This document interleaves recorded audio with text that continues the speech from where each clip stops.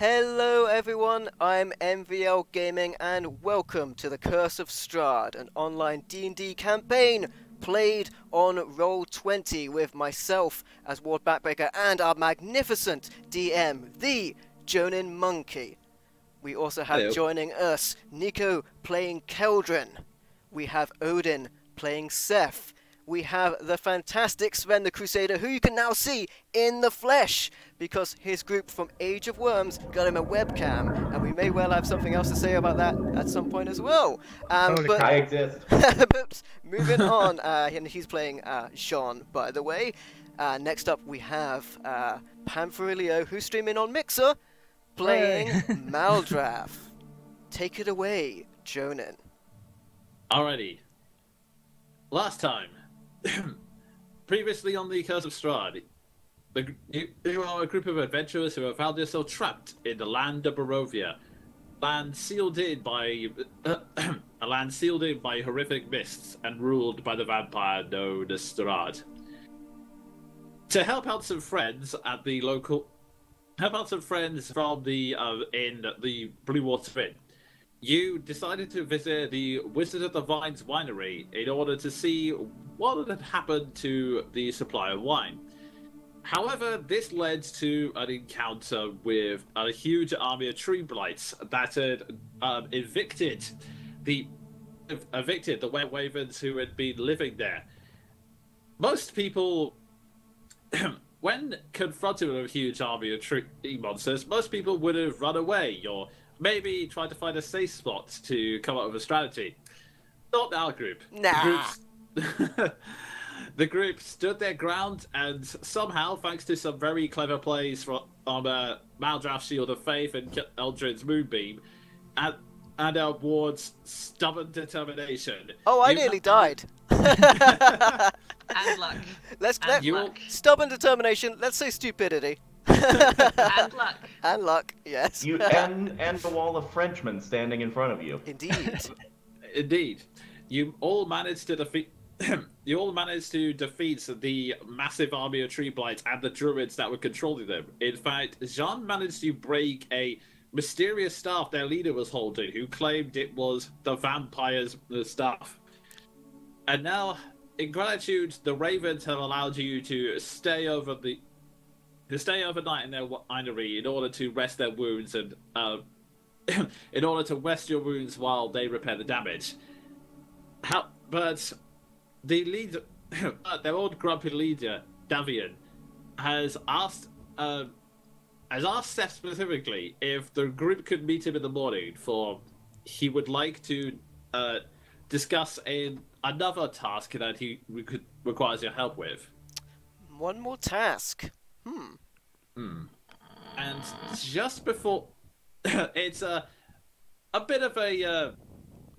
The rain is still pounding away at the at the windows, even throughout the night, and you all manage to mostly get to sleep. Apart from Maldraff, you have a bit of an unusual dream in the night. You find yourself in the middle of a crowded town square.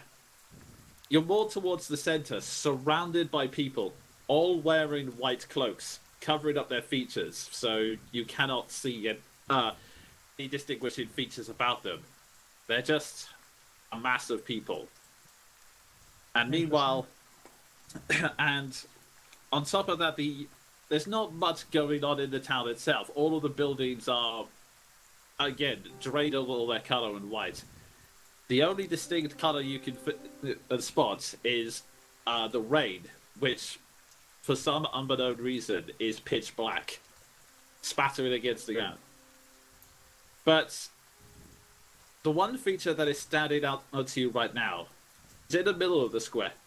Just a few feet away from you are a set of gallows. And it's pretty clear that this is the aftermath of a hanging. A body, again in a white cloak, is just swaying back and forth with an ominous creak. Just so it's clear in my mind, am I wearing my signature black cloak and I'm standing out like a massive sore thumb? Pretty much, yes. You are the other thing that's standing out. On the plus side, at least the black rain's not going to stain my cloak too much. True. As this happens, one of the figures in the one of the white cloak figures turns to you and goes, "Come to pay your respects, have you?" All in service of my lord. Your lord, huh? What? What? You work for some noble or something? More celestial than that. Oh. So what's your religion then? I serve Kellenvor. Celeborn? Don't think I've heard that one. What does he preach? It's just the god of death. Just to make sure everyone gets to where they're supposed to be in the afterworld. The figure stares at you for a moment and goes, "That's a bit dumb, isn't it?" How so? Pretentious stranger. He goes up, "Well, thing is, death has no meaning. I mean, no one dies." Am I still sort of aware that we're in Barovia? Or is this sort of like a separate, just bizarro dream world? It's kind of hard to tell. In fact, you know what? Make me a wisdom roll. Just...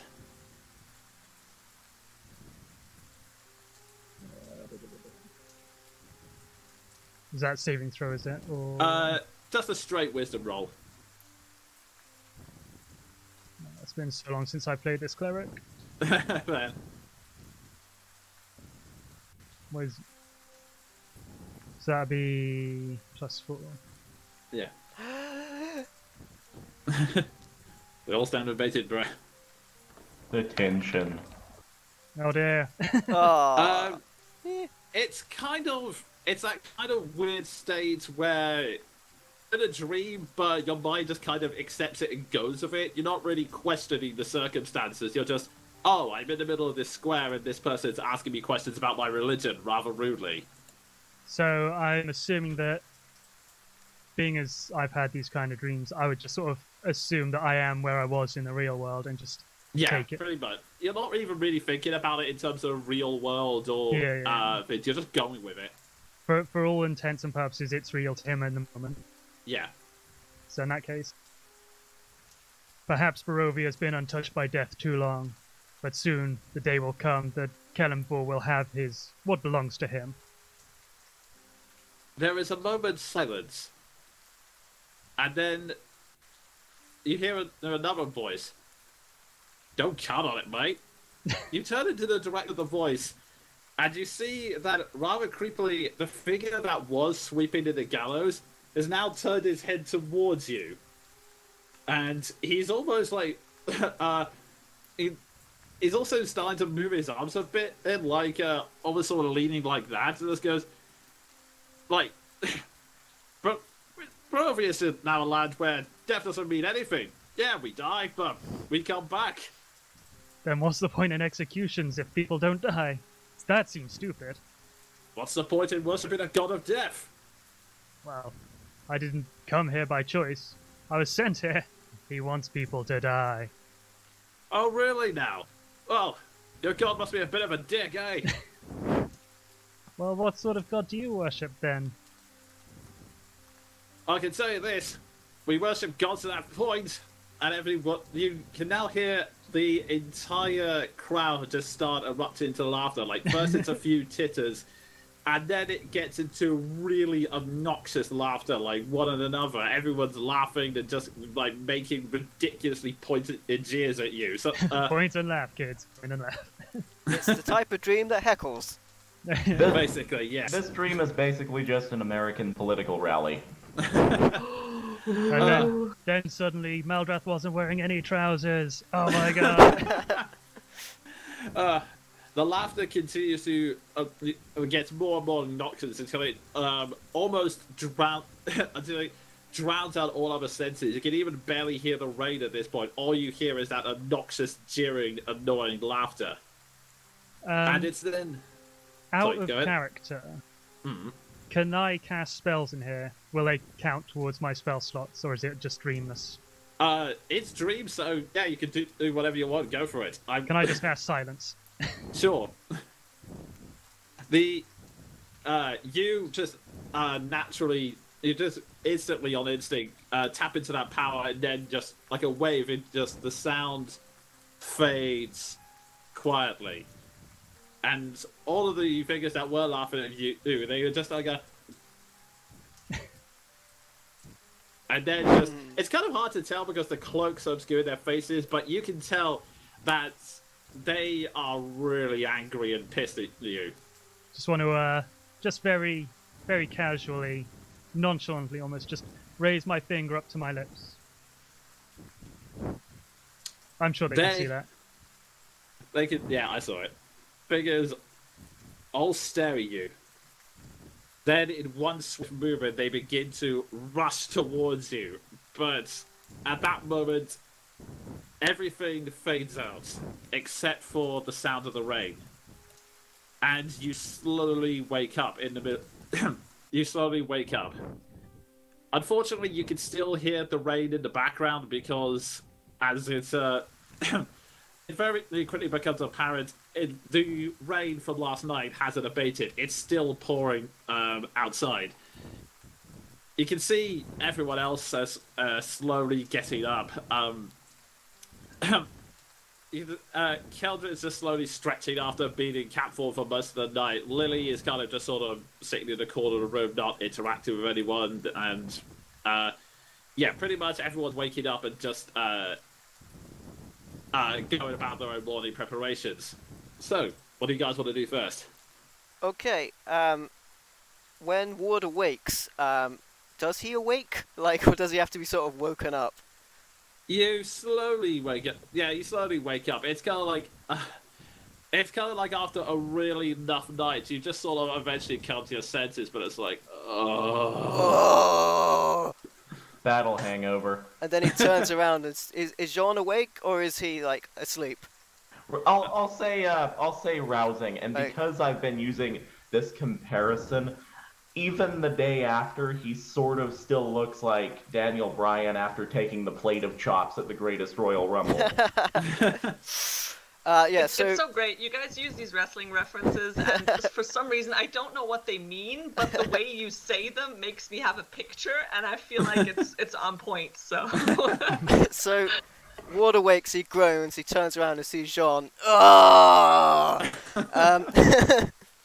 And then he kind of comes to like a bit of a realization. Oh, Jean, I need to speak to you. Jean just... One moment. And then Ward tries to get out of bed, but he's so screwed from last night's beatings, he just kind of like crawls across the ground. And sort of uses Jean to get up. Jean, and like a kind of like overbearing drunk person, he's like touching his face. I need to talk to you, Jean. Again, Jean just... One moment. And a little quieter, please. Make me a perception check, Calvin. alright. I say as Jean tries to get into his armor with a half-orc mauling him.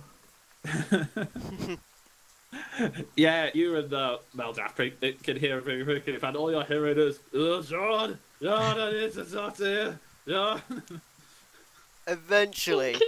Eventually, Ward comes to his senses. Outside, but alone. I need to speak to you alone. I can do that. Just one moment. You pressed off your push the talk button. Damn it. He's so drunk he can't speak. Yeah. Oops. Just again. I can do that in one moment. I say as I don the remainder of my armor over my bruised and battered body. Get my shit together, literally and metaphorically. Regard the rain, and just sigh, mutter under my breath, "Sacre bleu," and hold my shield over my head like an umbrella. Ward, who's still covered in mud from last night as the rain fell and battled, went face down in it, probably covered in dry mud. So going outside is gonna kind of do him a bit of service anyway. Is that a door above us or is that a window? This is a window. Okay. This is a door. Ward is not that big a dick. He's gonna die through a window. Yeah. So the door. I'll lead you outside. Give me Yeah, a if moment. you could do that and then ping us to it as well, because my browser is being super Yeah, slow. I will. Whilst they're doing that, Malrath will just look out the window just to make sure the rain isn't black or anything. Nope, it's normal rain. Grey, dingy rain. And Malrath will take some time to reflect on his dream and what it possibly could have meant. Reflecting on his life choices.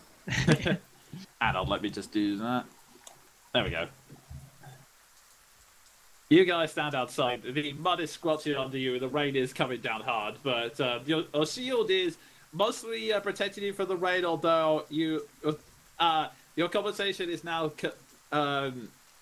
accompanied by this slightly annoying sound of as the rain rattles your shield as well. Bling, bling, bling, bling, bling. Yeah, basically. How about that vampire staff? Made me laugh. You were wise to destroy it.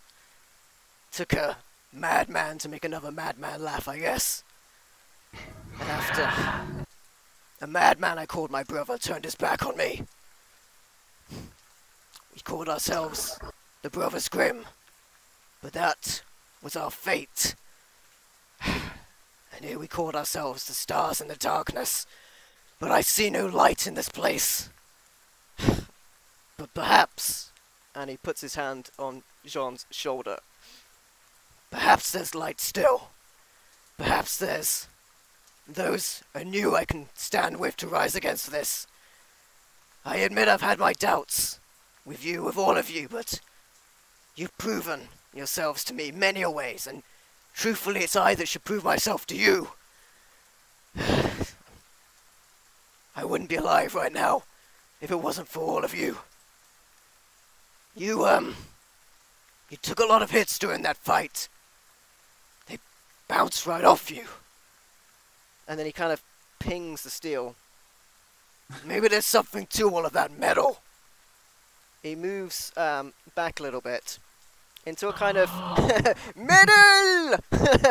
He moves out to like a friendly sparring pose.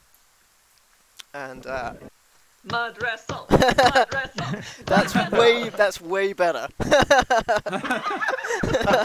Don't make me German suplex you. Oh yeah. And they spar to some degree, but if you guys want to use your imagination, perhaps mud wrestling. Maybe this is attitude error, if you will. God.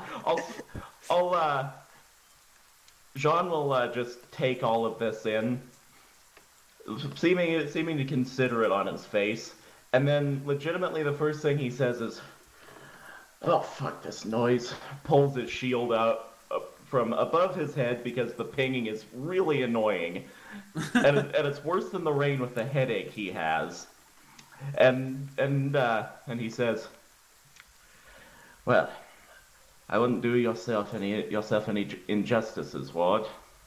You fought impressively in that last fight. And truth be told, I'm not sure I've ever met a man quite as simultaneously mad and impossible to kill as you, and I've met quite a few in my lifetime." Why, So, thank you, Jean. That means much to me. So, if it's refinement of that you're after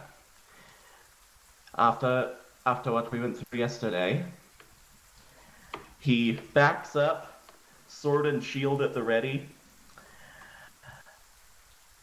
I'd be lying if I said I was not looking forward to this opportunity. Ward puts his Bash weapon. the hangovers out of each other. Ward Yes, puts we his are. weapon to his side. You know, it was a night very much like this, and it brings it back. Have you ever heard of Pass Fry? Can I make a check to see if I have? I've been some places. Yeah, sure. Go ahead and make me an intelligence roll. Oh, yay, my weakest stat. And what adds to that? Pass rye wine. You seem like you might have. Wine, I may very well have.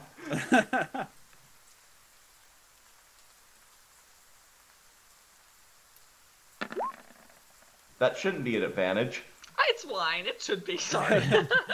Okay. Unfortunately, it's not something that you've come across. It might also be the fact that the rain is now hitting you on the helmet as well that's kind of distracting you. Oh, my head. Well, I take you as a man who enjoys his beverage. The piss we procure from these parts, it'll get you drunk, but it's not like this. It was unreal, and it's all gone. John, let me tell you, I'm many things. I'm a monster, I'm a mercenary, I'm a madman, I'm a liar, but I am not a liar! So believe me when I tell you this. Past Rye was unreal. Jean will consider that and say, shame I haven't come across it then. You never will, my friend. The vineyard was burnt to the ground by bandits to skyrocket their stolen supply. You see, I was a mercenary tasked with delivering the very last barrel to some eccentric wizards. They had some magic madness that would recreate it. It was a very well prized beverage. Most aromatic, sweetest and finest you'll ever taste. But then they came. The bandits once more, they wanted it out of our hands, so they had the supply, and it was just worth it for them. We fought them. We fought them well, and I shielded the barrel.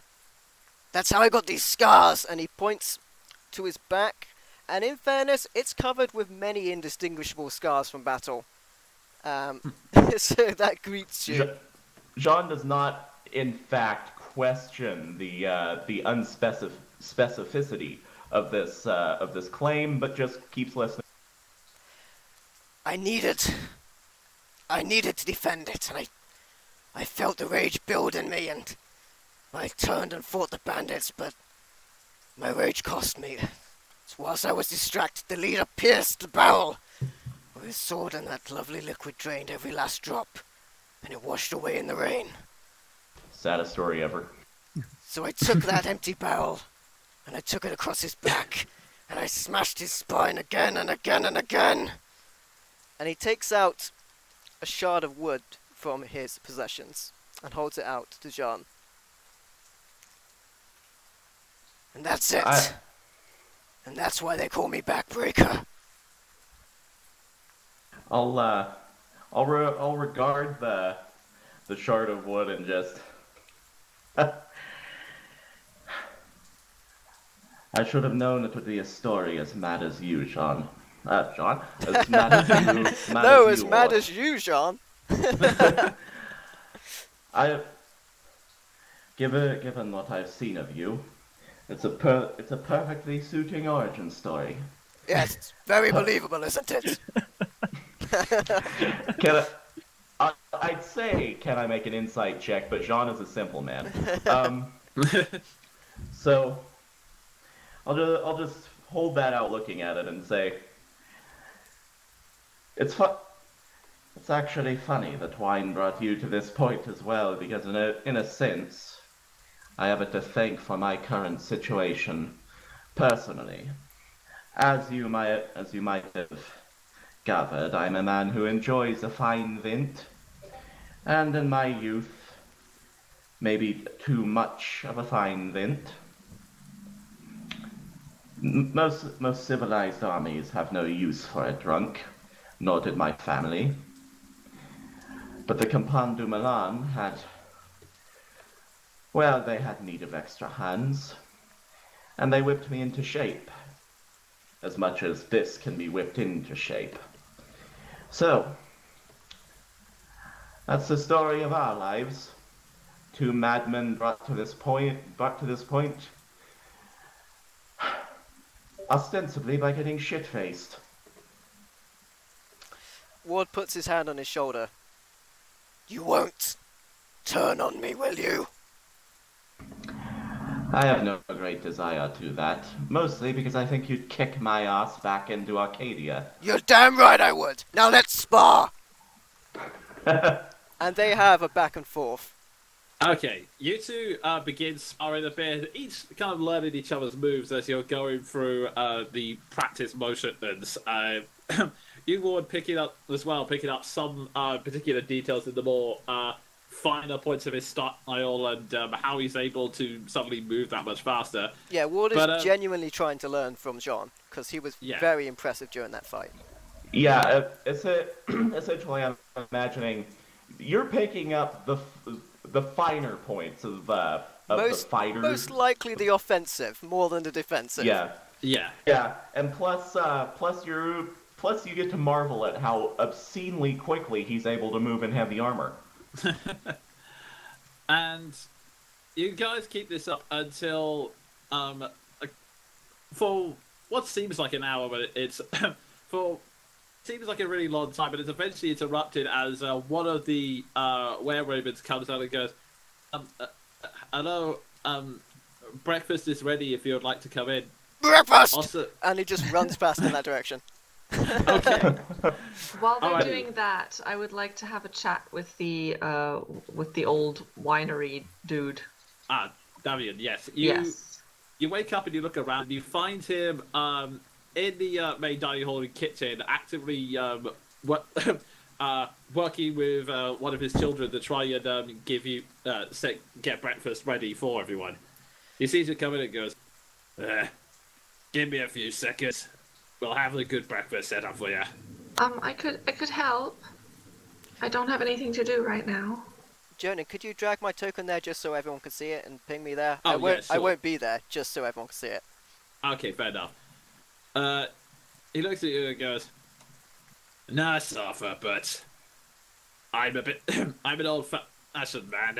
I believe if you're doing a favor for a guest, well, should be the one doing the favor, not asking for their help.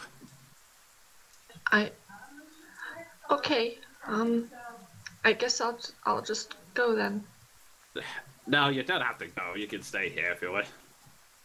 I mean, I'll just be standing around. That's dumb. You probably just... And she's gonna leave. Okay, fair enough. He's just like, no, wait, I need to... Oh, for fuck's sake. Kids these days. Jean is just going to maneuver his way back into the main area. Okay, I'll drag you up there as well. You go back up the upstairs towards the breakfast area where everyone's slowly making their way in. Is there food prepared already? By the time you get up there, yes. By the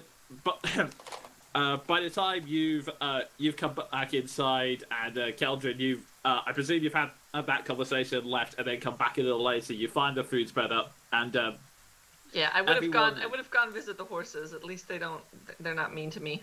Yeah. One tries to bite you. Yeah, sure. The two draft most of the draft horses are friendly enough, although Roman is still having that kind of for lack of a better term, sass off of the other horse. He's kind of wedged in with a pen, going. Gotta love that sassy horse. Yeah. Okay. It's like Roman's promos. Really? Okay. Couldn't help it. Yeah. So, you technically could. So, all of you are now inside, gathering around the small table with Davian at the head, serving all the individual meals out, and he said, "Help yourselves. You all helped us a great deal that night, and thankfully, managed to stop them before the damage had got any worse. I had to empty a couple of rats because they poisoned the bloody lot, but Ward doesn't stand on ceremony. He's just. Jean stands on a little more ceremony, raises a toast of whatever they're drinking, and just says, huh, that's what we're here for. A group of mad bat slayers. He drowns the whole drink and starts getting down to eating. Also, I like my positioning. To the right of me are my two favorite people in the group. Cheers. Maybe don't say that out loud next time. You're all in character. Yeah. Okay. As you all up and down, Daffy goes, I was talking to your ranger fellow. He gestures to Seth on the outside and says, if, I know I'd be asking a lot, but I would be grateful if you could help me with another matter we've been having issues with. If you'd like to tell us more, I'm sure we can help you. He sighs and then goes, very well. There's a reason why this winery has been so active. It's why we are the only people producing fine wine in this area. It's been a family secret for generations, but there are 3 stones. We jokingly refer to them as seeds. They contain magic properties that keep the ground fertile. So, even the dark power that curses this place can't prevent them from decaying the land. Hence, vines can still grow, and we can produce excellent wines. Year after year after year. Unfortunately, someone got wind of this secret. It happened so many years ago. Whilst my useless son was on watch, it was stolen by a thief, and it hasn't recovered since. And I haven't let her back into the house since either.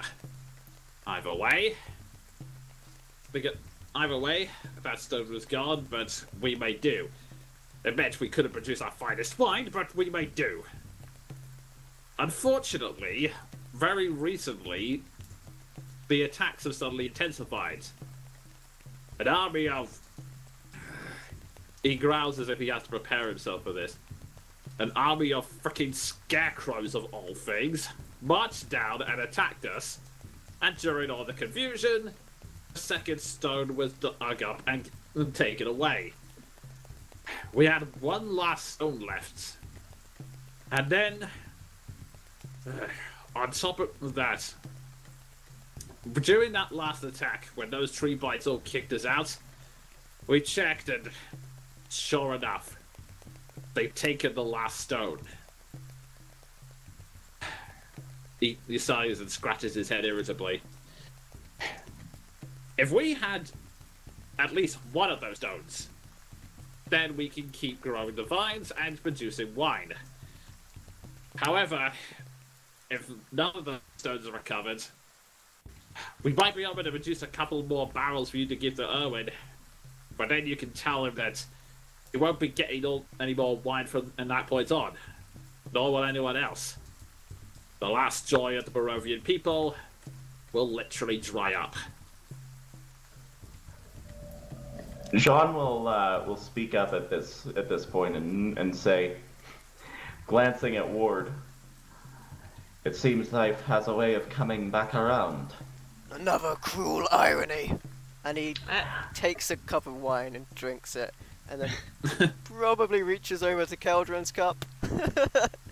Yeah, go for it. She's drinking hot chocolate. Actually, I would just casually while I'm taking in the conversation, Jean just stops Ward's hand. No, no. I've become Ward's tether. It's funny, I had a feeling this would be a fetch quest, and I prepared locate object. Excellent.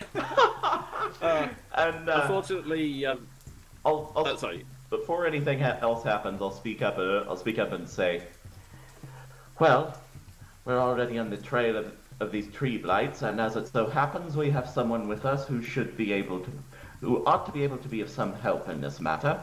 Looking over at Keldrin, just glancing, not expecting her to speak up, and then back to the old man. So, let's hear your offer. He says, I really wish I could make an offer, but aside from more wine, that's it.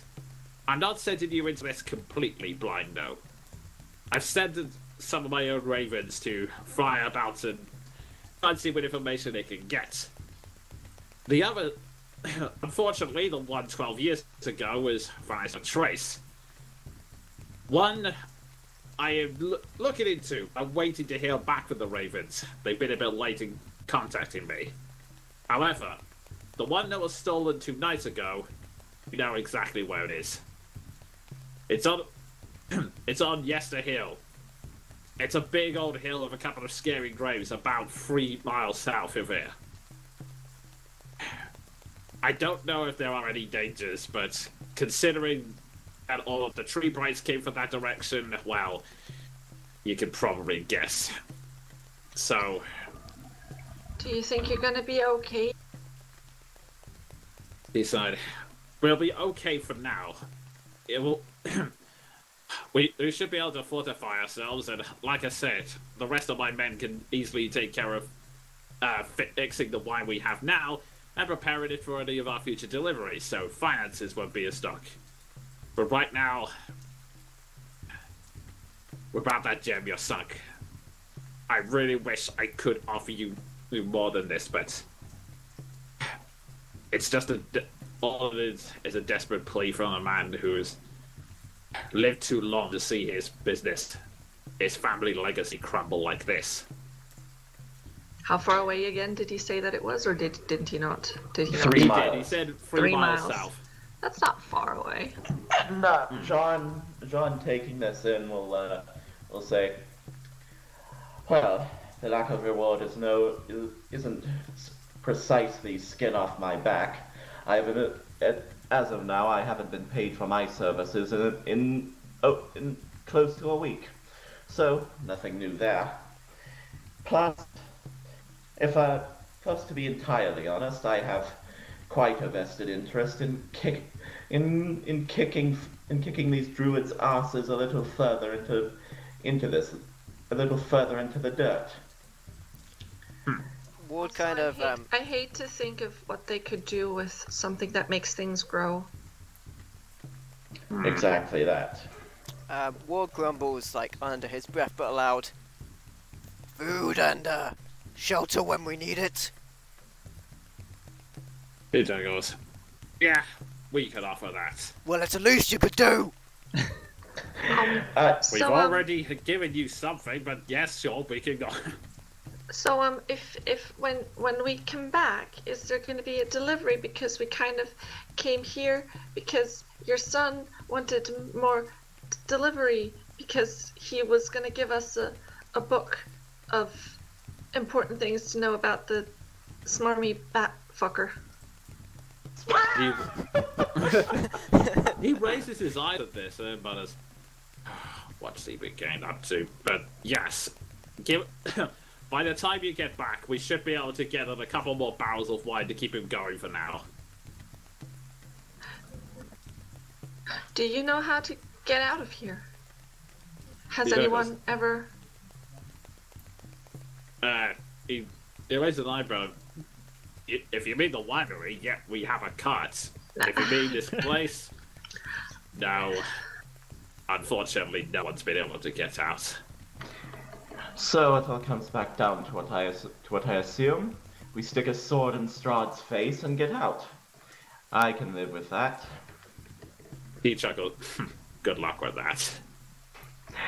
Believe me, I intend to find that luck.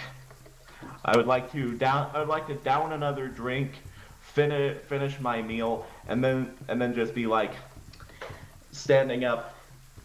Right, time to make preparations for the continuation of our grand journey.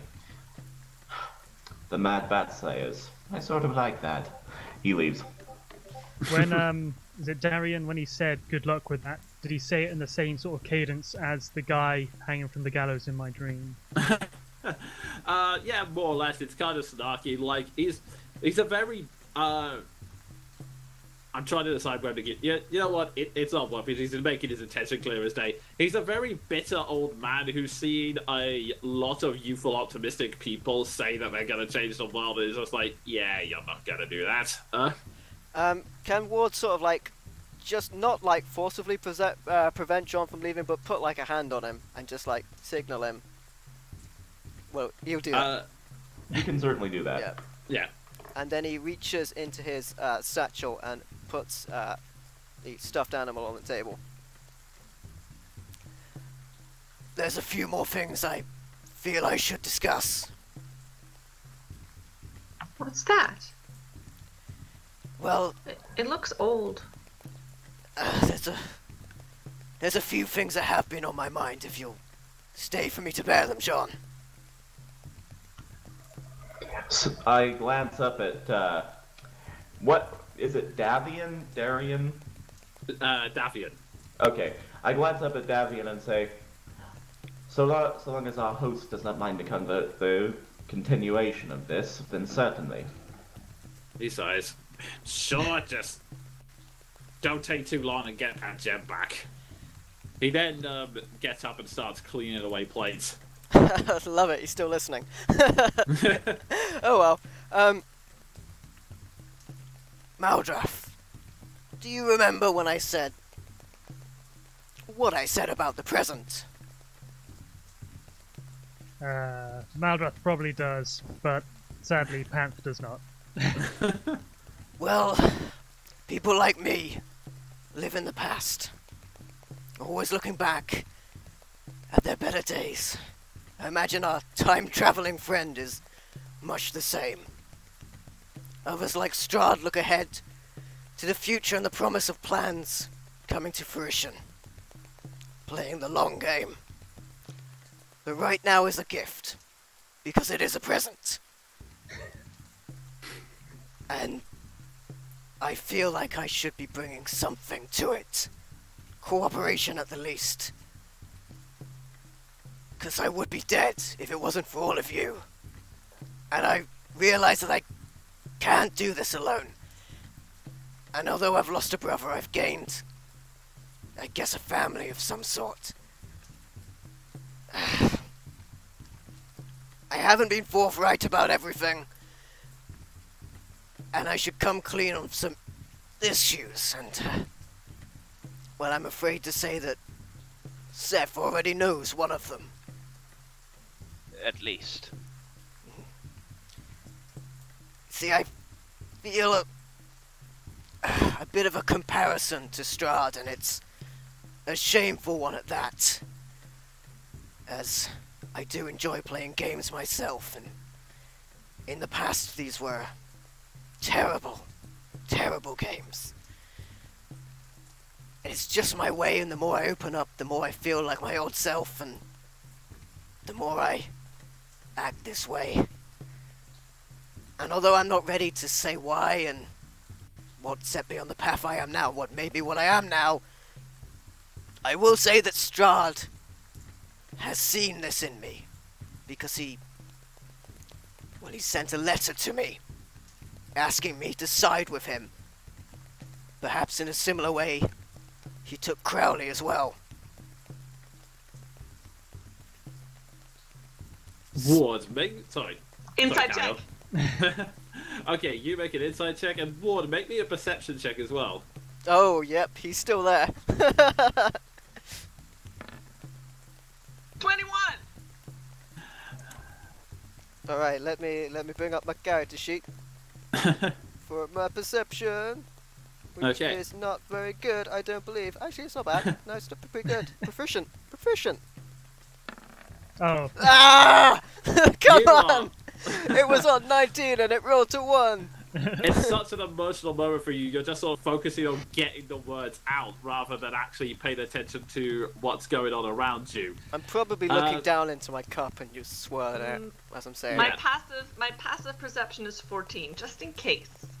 Okay, I'm trying to think of the best way. should I roll perception as well? My or, passive is insight. also Actually, 14. no. The only other person who should be rolling perception is maybe Seth. All I will say is that okay. Yeah, I'll say it's maybe Seth because you rolled high enough. You are following interest, but you feel something to the side, and you notice that Lily is now glaring at Ward with a very angry look in her eye. But like it's like she sort of there's a lot of venom in that look. That the possibility it may be connected to Strahd is actually getting her kind of angry. Oh, transform and gonna kill me! No, it's okay. The insight check. He's being forthright with what he said. Okay.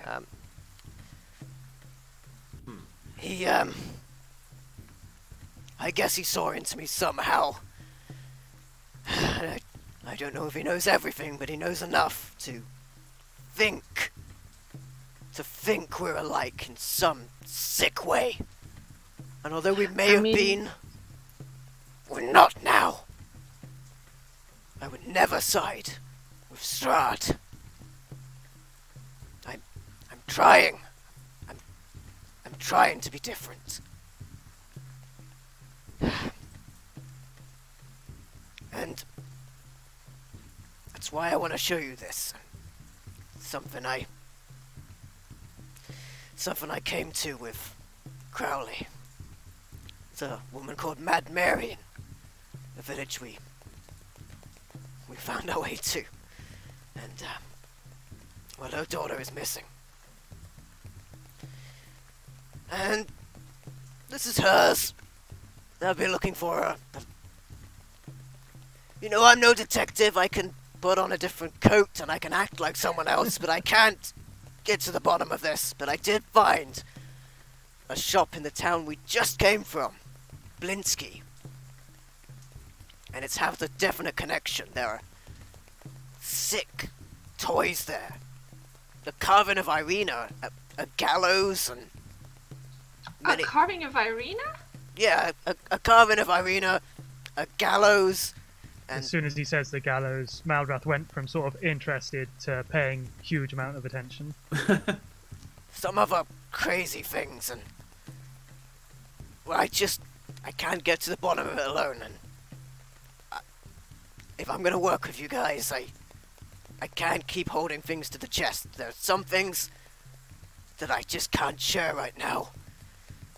But others, I need to. And when it comes to working as a group, I want you to know that I'm gonna be completely forthright as I can be. Caldron would like to make a courage roll, if that's something. What would I roll for that?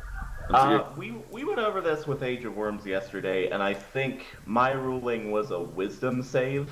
Yeah, I was about to say Okay. that might be the best way to go with it. Set whatever it... I'd say it's pretty high. Go. Caldron is going to Development. hold out a hand. Can I have the mask, please? Ward is very reluctant to that, and eventually he kind of, still looking down and not looking up, passes it along. I think it's important that you're here and not Crowley. And I'll put the mask in my bag.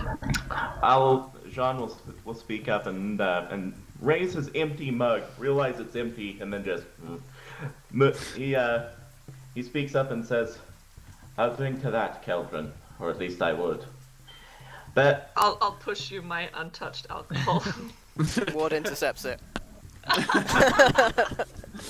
Jean just shakes his head and goes on. As I was saying, much rather we have you in the group than that lying bastard, you mad motherfucker.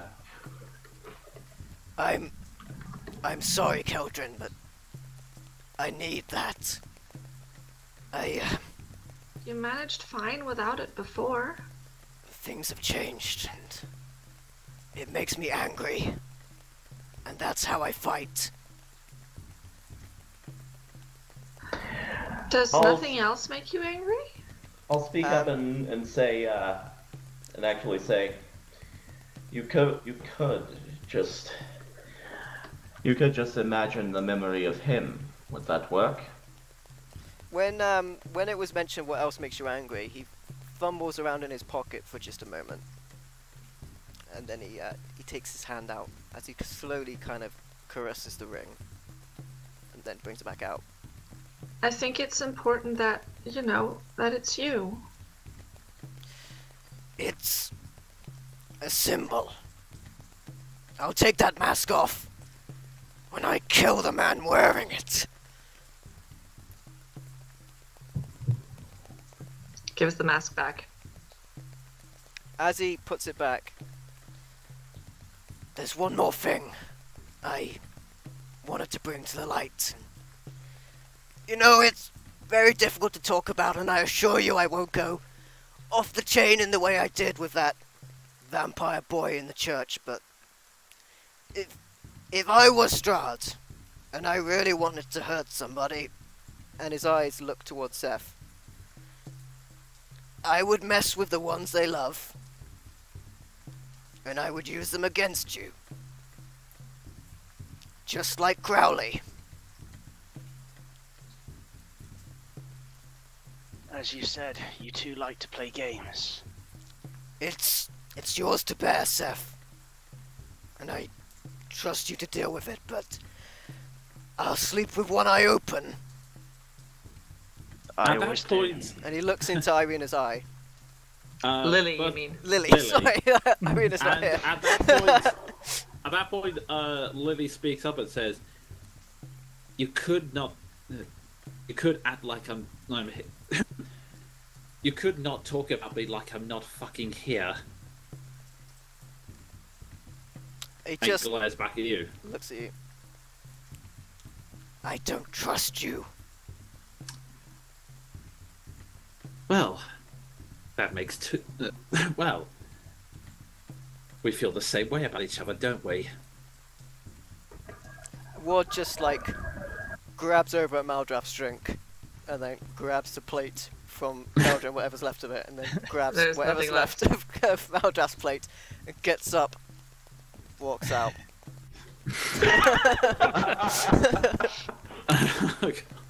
As, I'm as he sorry, does- Lily. I'm sorry, Lily. I don't think that he really meant that. I mean, he probably did, but I don't think it's true. I'll also speak up and say, for what it's worth, we trust you, at least as much as we can trust anyone in this place. Though I don't trust Strahd not to come after people we care about. Having said that, I'm fairly certain he's already attempted that with you, Seth. He's taken much from many people. Lily, sighs. We'll pay. He's also taken much from me. Do not forget that. I glance down at the stuffed animal, just sort of staring daggers into it, and say nothing further. Lily, were you there when Crowley, whatever happened with him? She eyes and scutters her head. Quite the eager New York creep, that one. Would not stop asking for praise. Oh, yes, I can feel the power. Let me test it out, is all you could say. Unfortunately, we didn't get far with the new recruit. His test was meant to be a raid, but, well, let's just say that was when I regained my sanity and, well, you caught, or, well, let's just say you interrupted that hunt. She sighs. Look, as long as you don't harm Seth or get in the way of my revenge, I'm fine. I'll speak up and add to this conversation. As it happens, I do believe your revenge coincides nicely with what we intend to do. So, you have my word, at least. what the word of a drunk Arcadian mercenary might mean to you. I suppose I'll have to do. Better than most people give me. Now, off to work. In the corner, you hear Davian mutter, "Fucking fine eye."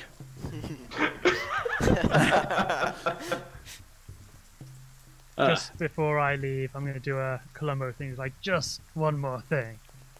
And I want to ask him if there are any... Am I torturing you? Am I torturing you? if there are any groups or cults that go around in white cloaks. He stares at you going, no, I don't think anyone wears white. I've heard rumours of a cult in Vallaki, but that's something that Owen's probably been investigating. I've got a freaking business to run. In Vallaki. I've got a fucking business to run. Very well. He goes up and walks his way to the winery.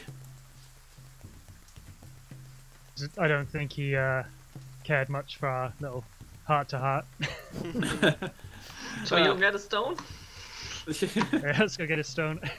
Alrighty, anything you guys want to do before setting out? Play Fetch Quest music. Da da da da. I would, Nick, I know that we discussed a certain thing we wanted to do, but we have just had a shit ton of intergroup interaction. Let's keep going. Let's just like let it happen when it happens, man. Yeah, when Hey we man, get the opportunity. go with the flow. Be cool. believe. I'm going, in that case, I am going to tend to Roman and then polish my armor. Funnily enough, Alrighty. when you get there, Ward is feeding the horses his leftover food. That is so. Ooh, don't feed a horse. Oh, Don't feed a horse a sausage. it's a fantasy. Okay, I'm good. I'm fine. I'm good. They seem they take up some of the vegetables. They seem Like, reluctant actually, with the sausage. because Ward is speaking to them as well, are they enjoying it? Or do they just like, are they like, don't feed us that? They're probably like, nom nom nom. They're sort of nitpick. They're sort of munching them a bit, so they're going. The frick? The thing is, Why in is that real a life, thing? in not fantasy magical land, if you feed a horse actual soft bread, it's possibly that they get a kind of stomachache that makes them die. So We'll Yeah. enjoy that when we travel later on. hard bread Yeah. is fine. They're just sort of. We're trying to escape a horde of enemies, and the horses go, ah! What happened? He fed us bread! Today on Curse of Strahd, we get the entire stream taken down by PETA. Basically, the horses are kind of sniffing. They're just sort of munching what bits they can, and they just go, "What the heck is this stuff?" Ward just eats whatever's left. Also, sharing breakfast with the animals. That's perfect. He's been doing it for also- years. Also, Jean, on the way out, one of the were-reavers hands you a cloth and says, "You'll probably need it for this weather. Armor rusts very quickly." Duly appreciated. I would like to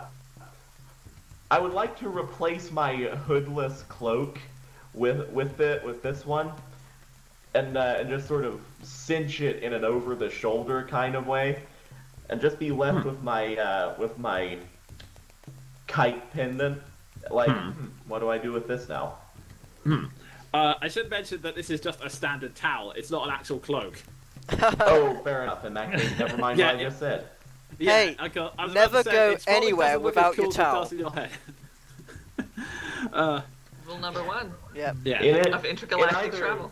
In either case, I would like to doff the cloak because, for one, it's a ridiculous bright blue thing, and and at this point, it's basically a rag, just soaked with water. So I'm still left with my kite pin. Like, what do I do with this? Fair enough. Caldron would like to druid craft waterbend an umbrella, basically. That's awesome. Nice. Excellent. Okay. And the last thing, just before we leave, when you two are alone, Lily comes over to you and just goes, Are you absolutely sure we can trust him? Our goals are aligned, and that much I can trust in. The rest, I'm not so sure about. He says, okay, I'll trust you on this. We definitely can't do this alone. Yeah, that is true. And with that, you set off in the dingy, murky day, and you start. It's not too far. You just keep following the road until eventually you come across the big Yester Hill. And if I just move you all there now, it is a ridiculously huge map. And I will also, I shall also warn you that each square is about 50 foot, so navigation could take a while. Goodness. God. It's actually running better than the last map we were on. It's really weird that. For my browser, it's being nicer. Yeah. I don't want to. Oh, Okay. I've jinxed it now. The trail through the thick woods. Oh, damn. I mean, roll 20. The trail through the thick woods leads to a hill covered with dead grass and cairns of black rock. Dark, ominous clouds gather high above, and a single bolt of lightning strikes the hilltop. West of the hill, the land, the woods, and even the sky vanish beyond a towering wall of fog. And just go to change the music to something more fit in the atmosphere. Well, this seems like a nice place. Still raining, is it? Yep, still raining. What's the general temperature like? Is it like, are we breathing visibly? It's sort of. It's not really cold. It's kind of one of those weird days where, like, the temperature itself is sort of more like mild, maybe warmish, but the constant flow of rain is also making you feel cold. So it's kind of like a weird mixture. So an Okay. average Oh, so it's British England. summertime then. I was just fishing. I was just fishing because like Ward and Crowley would hunt like various like things, and maybe like a change in temperature would denote some sort of undead nonsense, perhaps. Yeah. But yeah, I mean, I also asked because Ward is wearing just enough to cover himself up, and then it's raining like mad. Yeah. It's not I like a how full-on- Ian and I both went for the English rain joke. Yeah. It's not like heavy rain. It's more like it's more mild rain, but it's constant and it keeps persisting, basically. Can I retroactively ask Damien for like a detailed description of what the stone looks like? Like just as detailed as possible. Yeah, he does get Uzi an eyebrow and says, small, fits in the palm of your hands, glows. That's about it, really. What color? Greenish hues? I don't know, it's been buried under my house for so long, I've never really bothered to check. Okay, thank you. It's your standard magical trinket. It's your standard MacGuffin. If he never checked, how does he know he's lost it? It might have been gone for such a long time. It's more that he knows its existence, and he's like seen it was shown to him like once in his youth, but he's never really checked it there. He's I see. Did he Yeah. check behind the fridge though? There you go! That's where it was! Quest over! yeah, he got Okay. after you all left, he goes around by the fuck. But yeah, what would you like to do now if you entered this dingy hill? How far to the top is it from now? Because I don't fucking know yards, because I'm Austrian. Fair enough. It's like 50... Feet and yards is like, what even? Yeah, hang on, if I could, yeah, thank you for Is getting it the rule within out. 1,000 feet? It's like is the top within really 1,000 far feet away. is what I want. Yeah, it's like roughly 500 feet to the top. Oh, okay. You know what? Then when we're at the bottom, Keldrin is gonna pause for a second and pull out a little fork twig and whisper some words and snap the twig and cast locate object. Okay. In the And meantime, although I haven't, it says here specifically because I double checked. I have to see it. I have to have seen it up close. But alternatively, the spell can locate the nearest object of a particular kind. So I'm going to specify greeny glowy stone. and hope that something pings. You focus on it. It's frankly, David's description wasn't that helpful, but you're focusing on what little details you can. There's the one ping, two pings, and then ding. You start to feel something faint. You don't. Unfortunately, it's very faint because you're not 100% sure. In fact, after a while, you hear an even fainter ping somewhere along the hillside. But the strongest ping you can think of is right at the top of the hill, and you look in the direction of it, and you see at the top of the hill there's like this strange structure of black rocks that has been built around it. The path leads directly towards it. Okay. It's concentration for up to 10 minutes, so keep going. Yeah. Okay. As you keep going up the hill, it gets stronger. I would like to lead the group with just lance at my side, shield out on Roman. Okay. He's a draft horse, so he's strong but slow, and that's perfect for going up a hill. Yeah. Can I check the ground ahead of us for anything that's come before us? Any particular tracks or anything? Yeah, sure. Go ahead. Make me a survival check.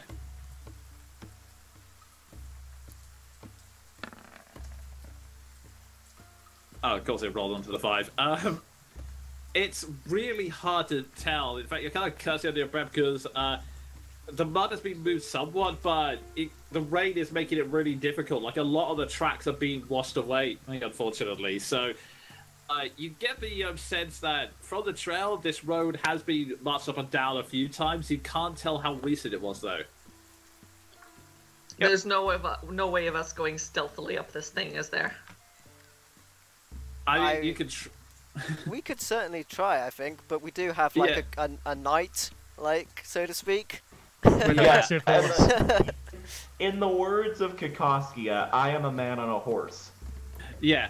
I mean, you could try and be stealthy, but it would be disadvantaged because you're kind of out of the open, basically. I probably have quadruple disadvantage because I'm on a horse. Yeah, for you, I'd say don't try. Yeah, makes sense. Just wanted to ask. Yeah, fair enough. So, you're continue moving up the hill, right? I certainly am. Yep. I'll keep pace like level with Jean, as like if there's like a front line, that's like what I'd do. Okay. Right, so I'll move you up there. What about the rest of you? I'd like to keep in the middle and keep concentrating on my locate object. Right, so. And just keep in mind where I find, yeah. As we get further up the hill, I would like to scan the trees for movement. Okay. Like all around us. Wait a second. Maldraft, do you have a token here? Or? We left Maldraft behind! I knew we were missing something. I thought I left my satchel or something, but no, Maldraft is gone. I think I may be under the horse. Oh, right, okay. Could you move the horse to back on the token levels? Yeah. I think right-click and move to back should work. Yeah, advanced layer. No, there we go. To back. There we go. Yeah, there you go. No, I sent it there. Huh. That is really weird. Okay. There's global there's a global illumination, so you'll see anyway. Okay, there we go. There you go. He lives. There you go. Sorry about that. Keep up, Maldraft! You arrived late. I'm still wondering about the weird dream you had. Anyway. Okay, so is everyone else just going to follow up the hill, or? Yeah, I'm happy following behind. Can I make a perception check ahead of us? Yeah. Yeah, and I'm perception checking the woods. Okay, everyone make a perception check. Me too? It's not something I'm focusing on. Okay.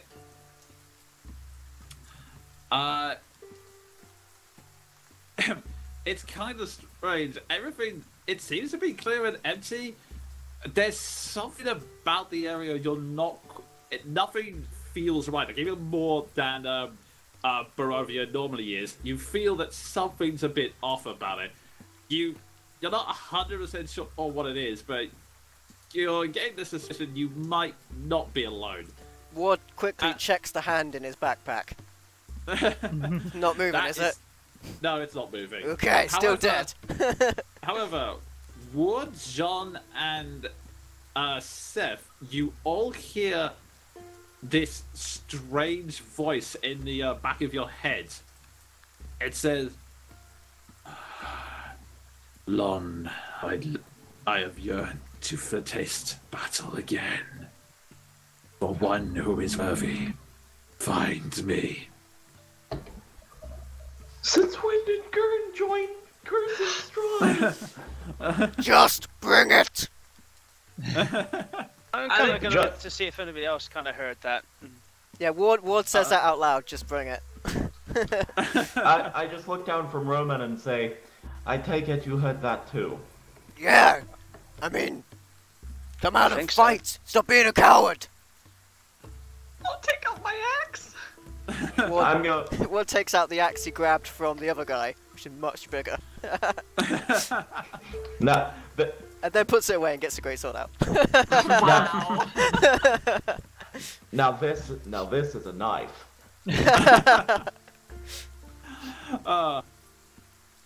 It just continues to whisper, "Find me.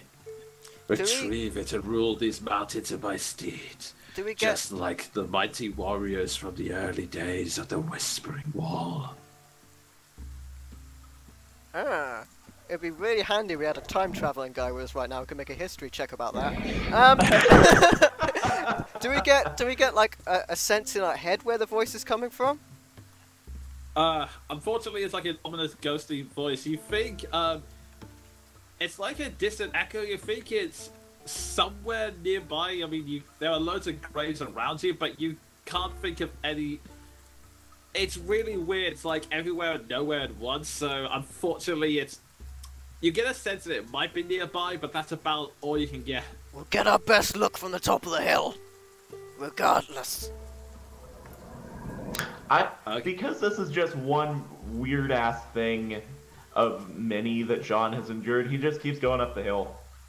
Okay. Everyone else do the same? Ward keeping pace, yeah. Yeah. Okay. You all begin to keep pace, and you slowly reach the top of the hill. It's, again, the odd structure. You can see there is another of lightning as it strikes the black rocks nearby.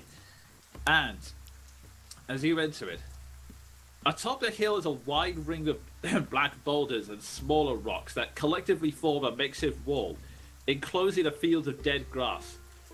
Another bolt of light strikes the edge of the ring, and it seems to keep doing this from time to time, illuminating a ghastly 50-foot tall statue made of tightly woven twigs and packed with black earth. The statue resembles a towering cloaked man with fans. And I should mention that, Keldrin, you are the pings are now getting louder, and it's somewhere within this circle. Can I make a nature check on the rocks? Are they magnetic in any way? Yep, Is go my ahead question. and make one.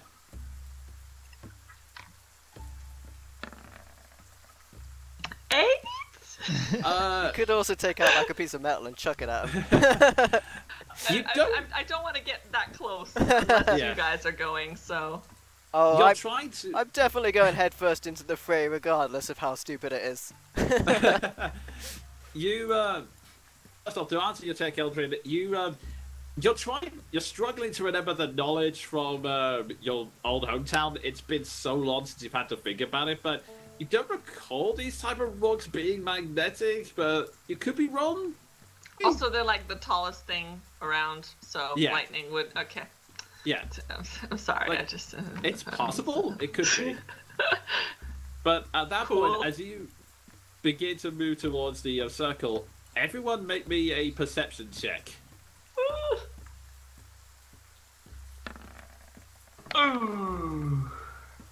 Oh, wow. Lord. Another Hey, eight! we both Come got one. Okay, on! because of how bad the party just rolled, I would like to apply human determination What? and roll again. Okay. How about that? There we go. Okay. It's it's such a strange scene. You all take a moment to take it in, but well, two things start up. Maldath, you take a look around the area, and you notice that it is actually something really proficient to your knowledge. Some of the cans around you look fresh, like they've only just been made recently. Jean, you begin to notice this too, but there's something else. Here, it's kind of like on top of the rain, you hear this, it's this really weird sound. And at first you're thinking, oh, bloody rain again. But then you suddenly realize the thumping of it is a bit rhythmic. It's not quite the same, but it's almost like horses' hooves stamping along the ground. And at this point, beside you, Seth, Lily stiffens, looks up, and Jean, you follow her gaze as well. And it is at this point you see Strahd riding on top of a nightmare. Meadow! Oh my god! I will just say though.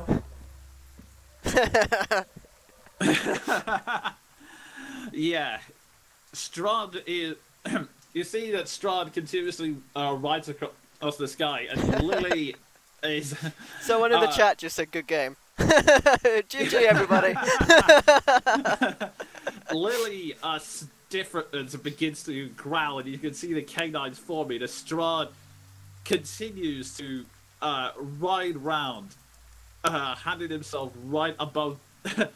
Until he's right above the strange sight, and he stares at you two all and goes, how curious. I did not expect to see you here. Calvin is hiding behind the horse. I'm just staring him down. Running towards him. Oh shit. Unfortunately, he's up in the sky at the moment. I'm He's running out of reach. underneath him. He In chuckles. fact, actually, you go ahead. He goes, so what brings you here on this fine day? I wish I could fly. At that moment, Strahd, as you're speaking, Strahd snaps his fingers, and Keldrin and Seth, I would like you to make dexterity saving throws. Oh, fuck me. With advantage, right? Right? No. Oh, okay. Might be okay. Let's see if I can... Now, there we go, that's the sheet. For a humble moment and it closed it down. How high up is he? He's Not about... that I want to fight Strahd on a nightmare. I'd say he's about, he's really high up, like 60 feet up in the air. Oh, well, I can still do it at disadvantage. Let's see, there we go, that's what I wanted. Can I just shout to John, like, did you Why pack is it- any French baguettes? We'll fuck this horse up. Oh, God. Okay, I don't know why it's not rolling for me all of a sudden. This is really weird. It's not rolling for you. Use the dice roller app, maybe. Yeah, let's see, there we go. Will you please activate the sample? Live, everybody. Yeah. Technical Roll20's been- difficulties. Yeah, Roll20's been kind of douche to me for no apparent reason. Well, I was going to say, it's shown up like you've done something, and I heard a noise, but it's just blank. Yeah, it's not letting me show... What are you using? Okay. Basically, he's using a fireball at you. So... No! That's not how you say hello. No, the thing that nearly killed us all in Horde. Yeah, so... Uh, Oh my God. 66 I'll is take it? Yeah, I don't... Don't help him! He shoots a fireball. The problem is, it's not let me know what his bloody spell DC is for reasons that escape me. I can't freaking Oh, do it. But yeah, it's 8d6. yeah, it's 8d6. That much I know. I'm just trying to find out what the bloody 8 DC is. But yeah, you let me just check. It'll be the same as the save for his charm and stuff like that if he has it. I imagine. Yeah, so let's have a look. Yeah, it's yeah, that's gonna be a it's lot of 17. damage. So you guys actually do make it. So thankfully, the damage for these 8d6 is reduced. Half, yo. Half, yeah. So Yeah. 8d6. So you guys, you're confused for a moment, but then as he snaps his, you see him snap his fingers, and a slight streak zips through them. You think, oh shit, and you throw yourselves to the ground just in time as a huge fireball explodes near you. You take, if roll 20 will cooperate with me, 15 points of fire damage. That, man, not a single 6 among that. Yeah, he chuckles and goes, apologies, I couldn't resist that little form of paintback. He stared at you, Cauldron, for the last time. Jean currently is just behind. He instinctually brought his shield up, and he just lowers it, locks eyes with Strahd, brings up his other hand, and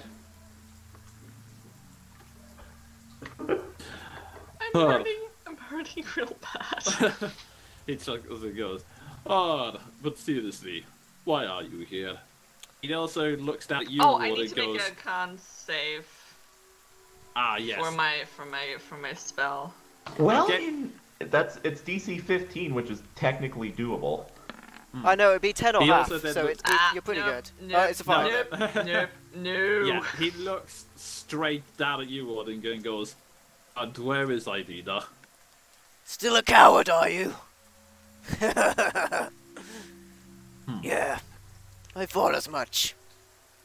Irena's safe. Well, seeing as you're here, I might as well interrupt my little... But as he's speaking, you see around you these strange figures start bursting out of the graves one by one. Some of them appear to be... They're graves! No! Why did we go in here? They seem to be, some of them appear to be disheveled, muscle-bound figures wearing animal skins, and others appear to be druids. The druids in particular all pop out, looking a bit distracted, and as they slowly pop out, one of them chants, Strahd! Almighty Strahd! Instructions of the Holy Mother! We have been crafting an enemy, a vicious creature that will annihilate your enemies, as foretold by the Holy Mother. With your blessing, we shall begin this ritual immediately. Strahd stares at this for a moment, like he's looking just as confused as you lot at this point. He was not expecting this. So, but he then goes, listen, I'll get back to you. I'm gonna go kill these guys, and then I'm gonna kill you. Strahd chuckles and then goes, and then raises his voice to the heavens and yells, honored worshippers, I give you your blessing, and just to make sure that nothing goes awry, I shall provide a little bit of protection. Oh, I've been meaning to have some fun with them for a while. Everyone roll initiative. Ah! fucker, bitch, ass. But actually, just thinking about it, we will keep these initiative rolls, but because this is going to be a long fight, does anyone want to take a break beforehand? We could take a That'd be break nice. before the battle begins. So, everybody, Indeed. we're going to be back real soon, in around about a couple of minutes or so. In the meantime, please enjoy some music and some images, and we will be back.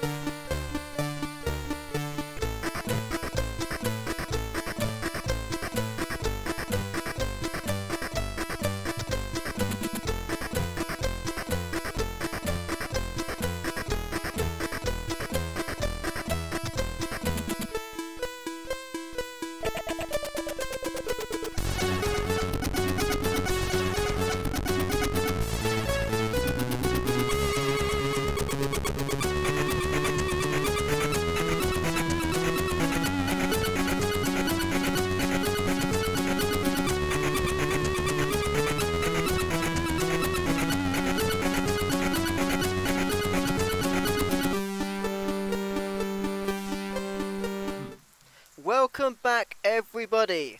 We're about to take on Strahd's maddening forces. But just before we do, I want to quickly mention Biohazard TV. That's why I was streaming last week for a charity marathon. And I'm going to put the channel in the chat for you guys for Biohazard TV. And they're an awesome community. They do live stream marathons. The last one was on for 3 days, and I was so gracious to be a part of it. It's wonderful, and it's for a good cause. It's for charity, and they're wonderful. And check out the channel. Make sure you subscribe to it, and they'll have many more good streams to come. It's a great way to find out about new streamers and all that sort of stuff. But I digress. Let's jump back into the action because there's so many bad guys. We Indeed. gonna get cooked, yo. All right, and we sorted out the initiation of the initiative off screen, and of course the bad guys rolled a 1, so that's one advantage you have in your favor. Yeah. There's But- so many and they're all so far away. Let's They're kick like in Dragon the... Force. I got some. Alright. I got some new extra movement though. I got some extra Indeed. movement on my character. And as battle music kicks in, I will say, wait, at the top of the round, the druids, you noticed them, rather than taking combat stances, they raise their staffs high and they begin chanting some kind of, they begin going through this routine, this strange chant, this kind of, I also know, and they seem to be focused purely on this. And at the top of the round, Maldaf, you're up. Now, you said these squares were what, 15 foot? 50. 50 5-0. foot. Oh my god. So Yes. many. So far I've away. just zoomed out properly, and there's so many. Yeah. Can we see that very large cluster in the just ahead of us? Probably not. That's past the crest of the hill, isn't it? What over here? No, you can't. That's fine. That's fine. If we can't no, see you it, we can't can't see see that. it. Yeah. Well, I don't even think anything I've got is going to reach anything.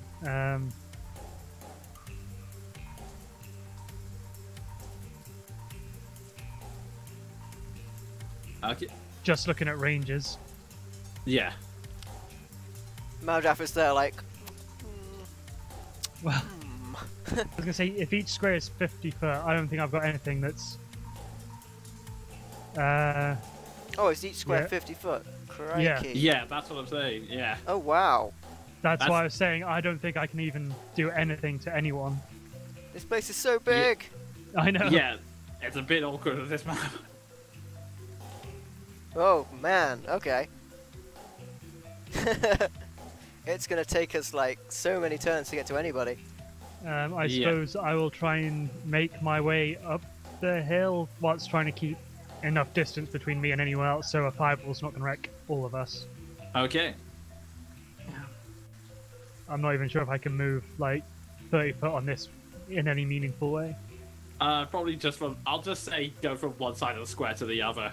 I mean, we should try and get up to the top so we can bottleneck the others. Yeah. The high ground is important. Yeah, Mm-hmm. They're I don't know especially for about- the ranger. they're not coming don't know towards about us though. all. They're chanting, right? Yeah, they're just chanting. And they're the only But targets. there's like other stuff, right? Okay, sorry. There's like a couple druids and there's like big muscly dudes. Are they also chanting? No, the muscly dudes are slowly marching towards you, although they're having a hard Okay. time climbing up as well. Oh, okay. All right. Which direction are the druids in? They're the Uh, people. Let's see, the druids are mostly at the bottom. Oh, I order, see. isn't it? Right. They're not coming towards us though. No, they're just chanting. Oh man! Oh man! Oh man! Oh man! They're summoning a creature, and I know exactly what I'm gonna be doing about that.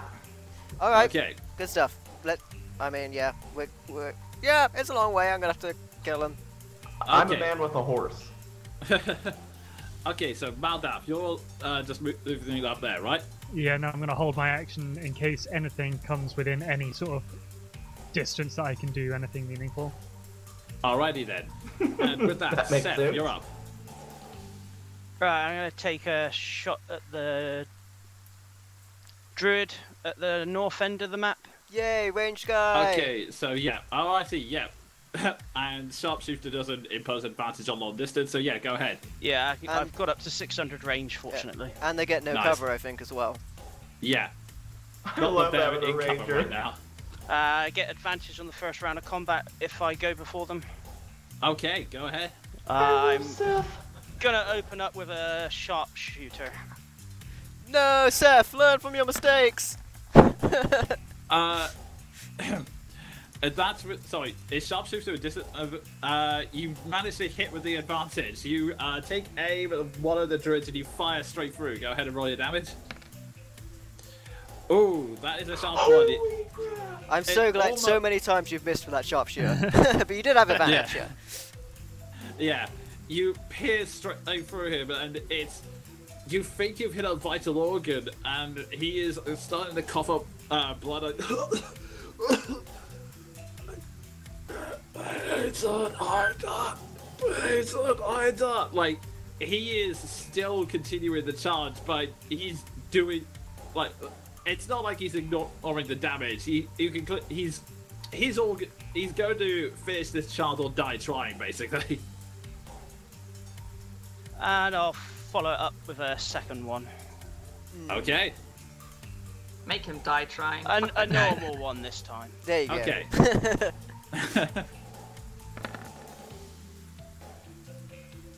And yeah, that's a hit. It might be academic at this point, but roll your damage. There's also a D on top of that with the Colossus Slayer if I need it. Okay. Yeah, you watch him continuing the charge, but his movements are slow and haggard, and you would take all the time in the world to be calm, take a deep breath, and just fire, putting it through the second arrow through his head and ending him. That druid is gone. And then Nice. I'll move up the hill. Okay. Am I going to just get... Down in that direction, was he? Yeah, that druid's Yeah, gone. okay. Alright. And with that, Ward, you're up. Okay. I'm gonna... I mean, I think, Seth, actually has probably got the, chances down. So... He's got one down, so... Well, I mean... He's got the range to do the rest. Yeah, True. if I run towards them, it's going to be 5 turns or so there, and then 5 true. turns back. Ward is going to move dash towards the center, Okay. so that will put me there-ish, I guess. Yeah. Yeah. For the record, the statue's around here-ish. Yeah, I can only get 60 foot. Yeah. Oh no, not true actually. I can get 80 because my speed moved up, so I will Yeah. get to just about the corner, underneath where Strahd is. Okay. Cause my speed increased at level 5, and that's me. That was running. Okay. And with that, Keldrin, you're up. First off, I would like to make a check to figure out what they are casting. If I know this ritual, what's gonna happen? Okay, make me an Arcana check. I'll just say straight Arcana check. Ugh. +1. Come on, baby, come on. Oh man. Alright. It didn't suck. It's really strange. You've not heard these specific words before, but some of the motions you recognize, and you recognize that it's some kind of summoning spell. Probably, you're thinking it's similar to, it's sort of similar to some of the spells you would use to summon creatures. Maybe a bit of elemental in there. They're definitely not summoning something. They're summoning something nature-based, but it's not natural by any means necessary. And you can tell from the amount of focus they're putting into it, it's big. This is almost ritual levels of casting. Is there a center point for it? You can... Okay, you know what, I'll... Due to the circumstances, a high roll. You have a hunch that it's probably focused on the effigy that's in the center of the hill, given that they're all positioned around it, and you remember that the ping was coming from that statue as well. Yes. Okay. Action, casting Barkskin on myself. My AC Okay. is now 16. Right, Bonus action, shifting into wolf form. Direwolf. Okay. And then for my move, I'm gonna go the full direwolf speed of 50 feet towards. I just want to book it towards the statue. Okay, so at 50 feet, that would get you around here-ish. Alrighty, and with that, the next one up, Jean. I'm gonna regard the situation at hand, glance up at Strahd, sort of weigh my odds, and then decide better of that because there is chanting going on. Jonan, could you do me a favor and ruler my distance from here to this guy? Ooh, ruler my distance, Jonan. Oh, Sorry. Really? Just call me Angel of Really? the Morning, baby. Actually, for some reason, I don't know why Roll20 is not actually letting me use the ruler. If you really ping the guy awkward. you want, I'll ruler it for you, John. That big muscly dude in the... 225 feet. If you want to throw in a projectile, I'll say you can do it, but at a slight disadvantage. It won't be cover, it's just the distance into it. Also, yeah, don't think you push down, you push to talk. It's within the 320 long range distance of my crossbow, Yeah. but it's the only okay. sane In that case, distance. In that case, It's just a- a straight attack roll. Yeah, it's the only sane thing I can do right now. Okay. I believe if it's the long range, it's still a disadvantage, but you can attempt it. Yeah. Yeah. I'll say it's still a range because it's still within the natural range of the crossbow, and ooh, That was with disadvantage. If I were Well- to turn it, if you were to rule it as normal, would the 9 count or the 20 count? I would say the 9, unfortunately, because it's the first one rolled. First dice That's on what screen. Yeah. that's what I thought. I am going to do at him again. Okay.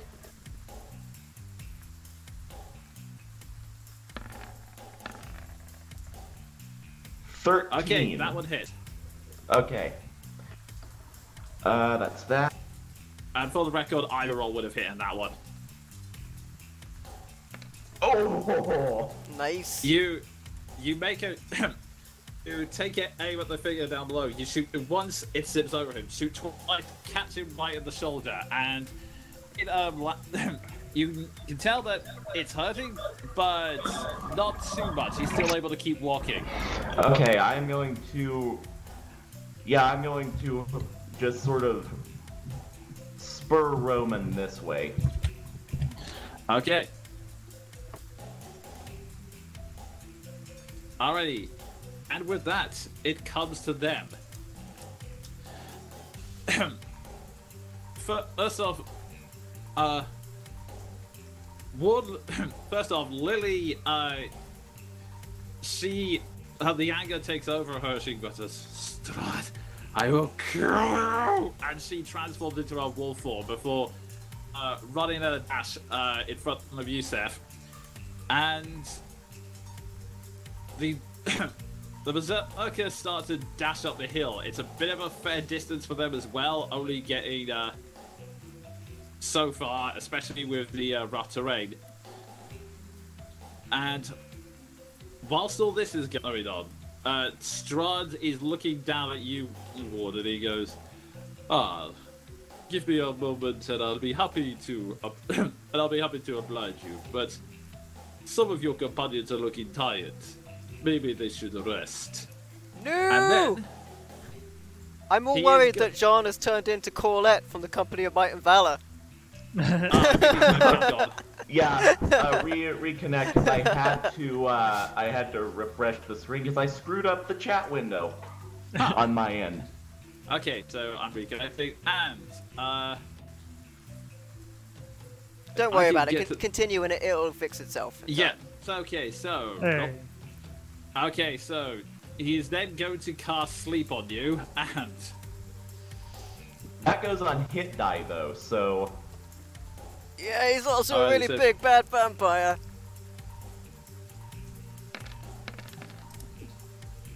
alrighty. Who's he casting it on? Or where is he casting First it? off, Sorry, it's radius, he's isn't it? casting it directly here. So, Oh, no. Keldrin, how much HP are you on right now? 37. Hey. Okay. Motherfucking Hey. wolf form!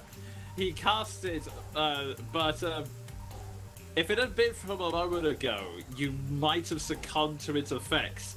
But with the renewed vigor your direwolf form gives you, it's like a brief moment of and you continue your charge upwards, with which Strahd goes, Oh, "That Strahd. would have The only thing tiring here are your efforts.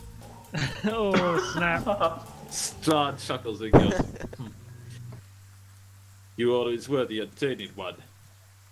He then mutters something to his horse and then leaps off and slowly floats down towards you, Ward, until he is now standing eye to eye with you and goes, As you would say, bring it. Damn you and your distraction, Strahd. You knew I was gonna destroy that frickin' statue, and you're so easily distracting my feeble mind. Meanwhile, his nightmare continues to fly and starts running towards you guys. And with that, it comes back around onto the top of the round. Valdaf, you're up.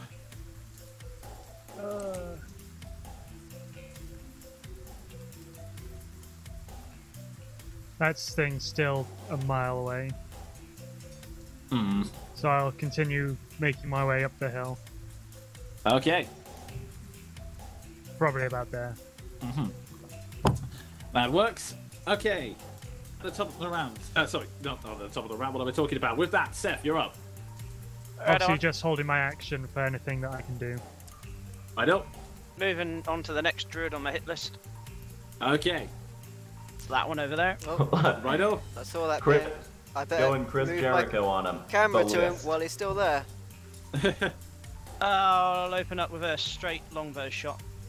Okay. Is that meant to No. be with advantage or? No. No, it just no. rolled Okay. two dice. First Yeah, dice. well, either way, the first one hit. 27. Yeah, that's a definite hit. Roll it down. You managed to nick him across the shoulder, but even though you can see the slight trace of blood pouring out, he's still going with the ritual, still chanting away. Double enough, and I'll go with a sharpshooter on him. Alrighty.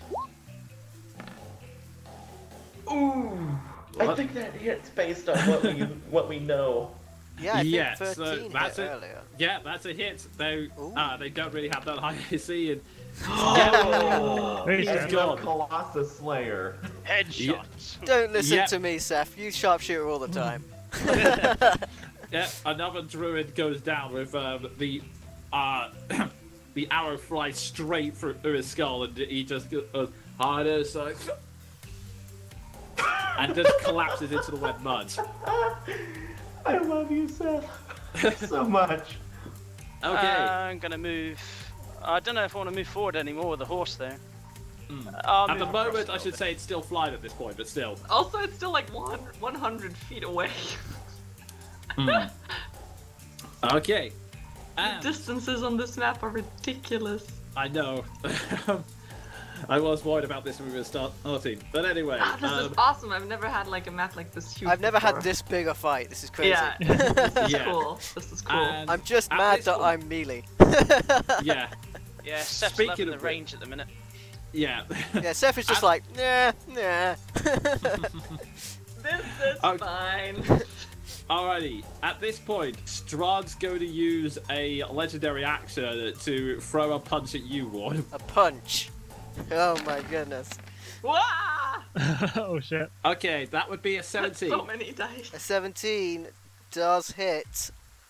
Alrighty, you feel within a blink of an eye, you can see Strahd move and then just sort of punch you right in the gut. The punch itself is takes a little bit of the wind out of you, but then you feel a surge of dark energy come in, so it's like boom, boom. So you take 7 points bludgeoning, 14 necrotic. Oh my goodness. I am not raged either. Yep, that happened. Okay. And that's what one of his actions is used up. In the meantime, Eat those legendary actions first, Ward. Can I like Vegeta the hit though, like, and then just look back and slowly turn. Yeah, sure. Yeah. And then kind of like a bit of blood comes out. Yeah, nice. And speaking of which, Ward, it is now your turn. Alright, that made him really angry. He's gonna take out the mask of Crowley and then bring it over in front of him so that it covers the face of Strahd. And then put it on himself. And he's gonna go into a furious rage. As I... Ooh, Okay. it's gonna be a frenzy. Oh, I can't frenzied rage. Oh, fair enough. Alright, wrong path. Right. And then I'm gonna swing my greatsword at him. Okay. And I'm gonna do it. He's got such a high attack bonus anyway. I'm gonna reckless it. Screw it. Okay. And I will also -5. Righto. Uh, Is that great weapon mastery? yes, it is. Yeah. Okay. Okay, so that would be, yeah, it hits. Okay. And with that, that would be. Let me get my damage out. That would be plus the rage damage, so it's plus 10 as well, so plus 17 to 2d6. Okay, so you swing it at him. It's a really powerful. It's a really strong hit. You just dig into him and it goes. Oh, oh. And then you see that same cursed red energy you've seen 1,000 times before knit up all of his clothes neatly, and he just lets out a breath of. Oh, that was a good one. Oh, you like that, did you? You love this! And another one. Okay. Oh, it's not with advantage, just take the first dice. Okay. That 60. still is a hit. Roll the damage.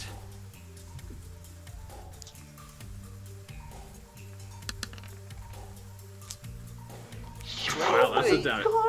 Wait, where the plus? Oh, okay.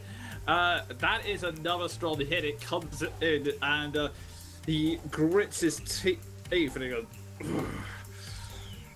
another good hit. I will give you that. Ward looks And the to red see if energy it seals knits it up up. again. Oh, damn it! Yeah, so, the energy he starts to heal up, and with that, unless you want to do it, That's you use the bonus action to everything I rage. can do, yeah. My bonus All action right, was so- to rage. Keldrin, you're up. I'm just gonna book it towards the statue. Righto. 50 feet movement, so that's my movement, and I'm gonna action to dash. Okay.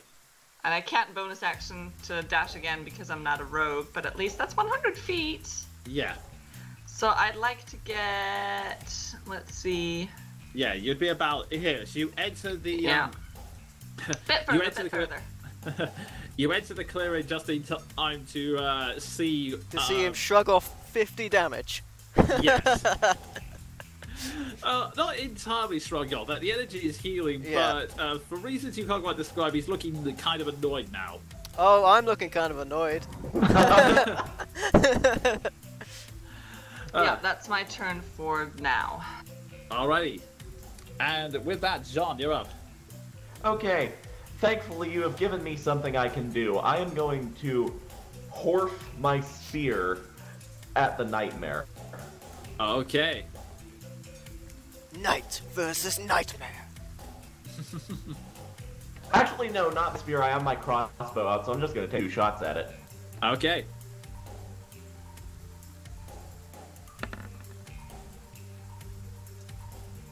Okay. Why did it give you 2 sets of rolls? I think he spent 2 attacks on it, right? Okay, in that case, the first one misses, the second one hits. Roll your damage for the second one. Can we just, how high up is this thing Max flying? damage again. Wow.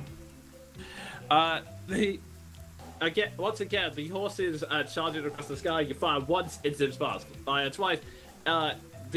It cuts across a little bit into the steering, then the horse will turn like, but it is still a very sharp, noticeable cut on across there. And Ward, you also notice as soon as it hears that, Strahd looks to the side, a little annoyed and a little concerned as well. Oh no, is your pet's gonna die? And I'm going to. Can Roman fit through the gap in the stones? Oh,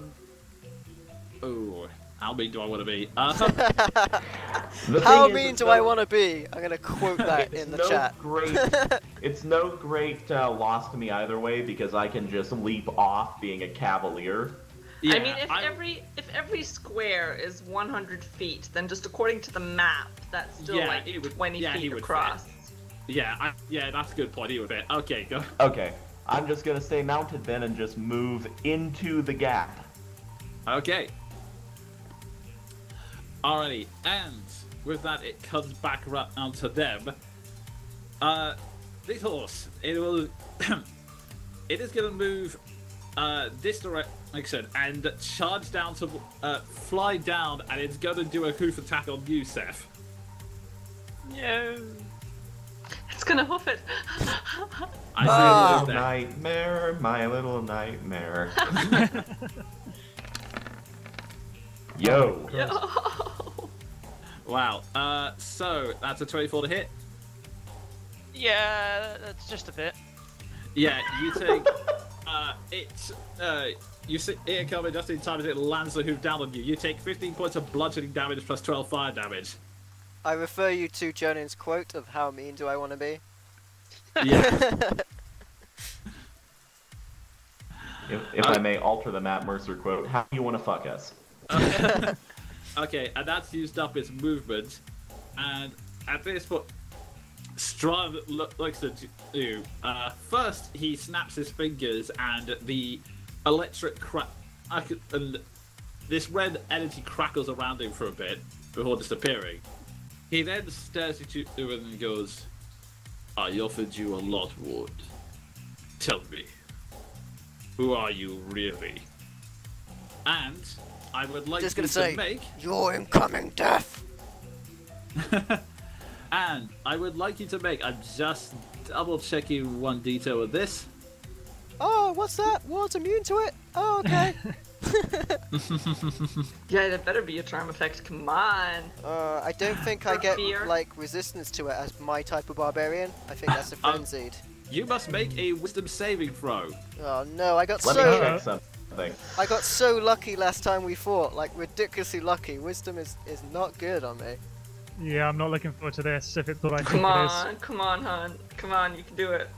DC 17, I believe. No. You feel this sort of burning sensation deep into your mind. You grit yourself thinking, "Oh no, is he going to try and charm me again?" But then you feel it burning into your mind, like deeper and deeper. Strahd, you see his eyes widen, and then he goes,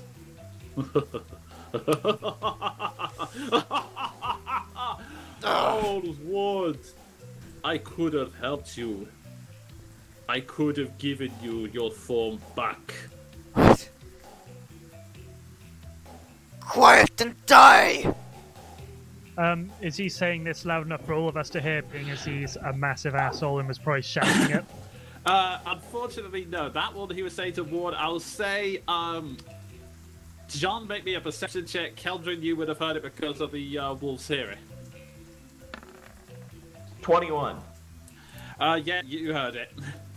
Can I speak out of turn? You can, but very quick. How rude. Okay, I have one thing to say to Strahd. Looking at this situation, I look from his horse to him, lock eyes, and say, "What a fair trust, Strahd."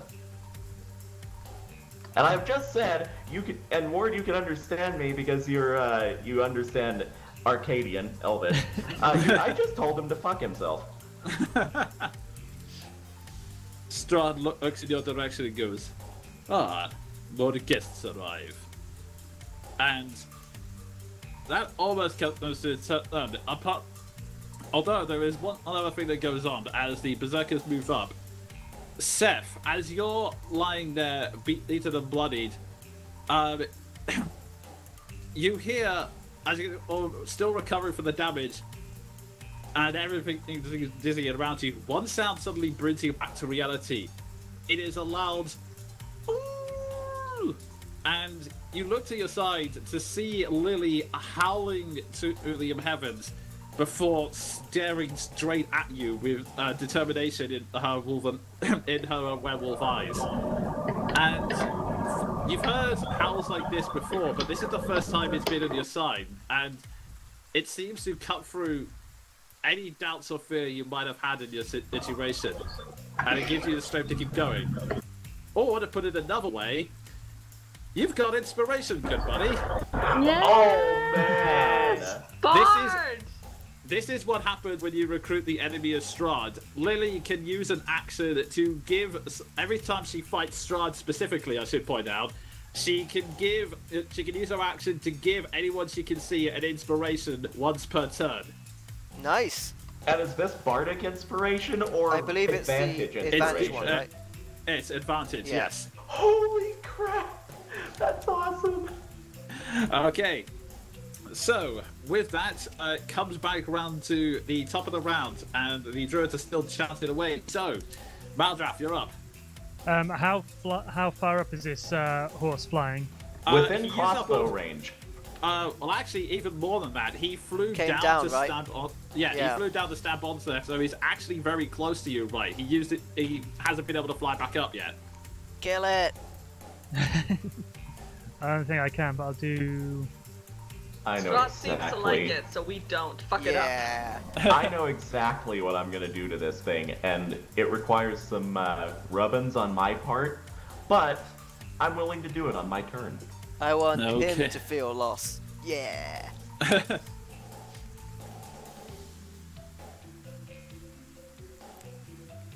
No, Okay, probably wouldn't so- work. Oh man, I know what Um, Strahd did as well. It's so annoying.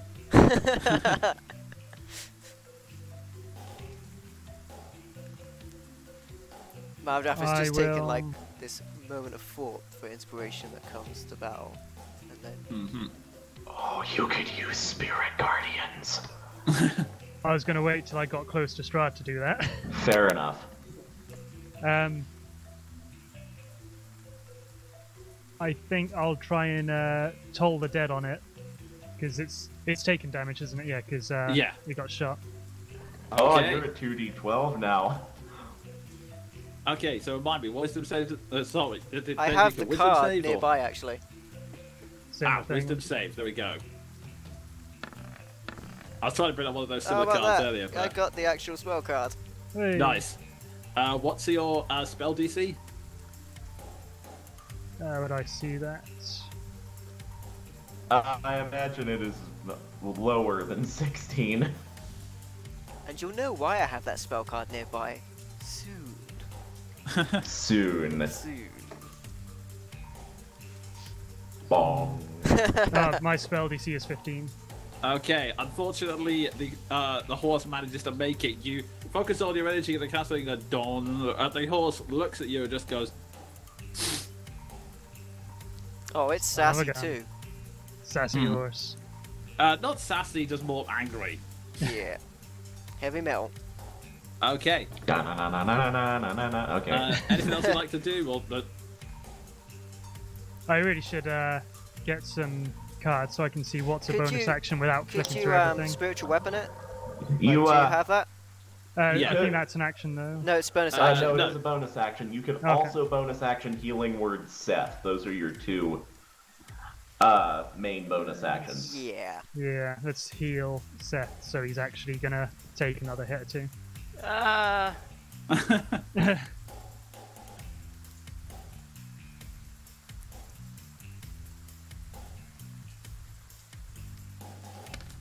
Comes in with the heals.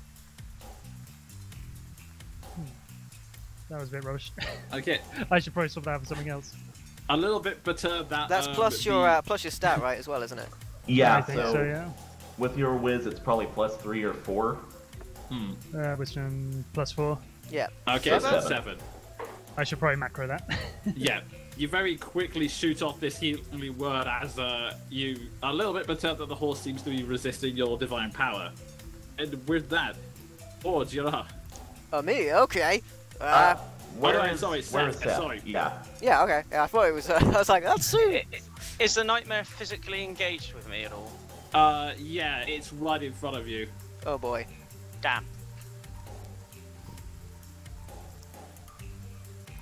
You can shoot it with disadvantage. You could shoot something else. Doesn't it impose a disadvantage anyway?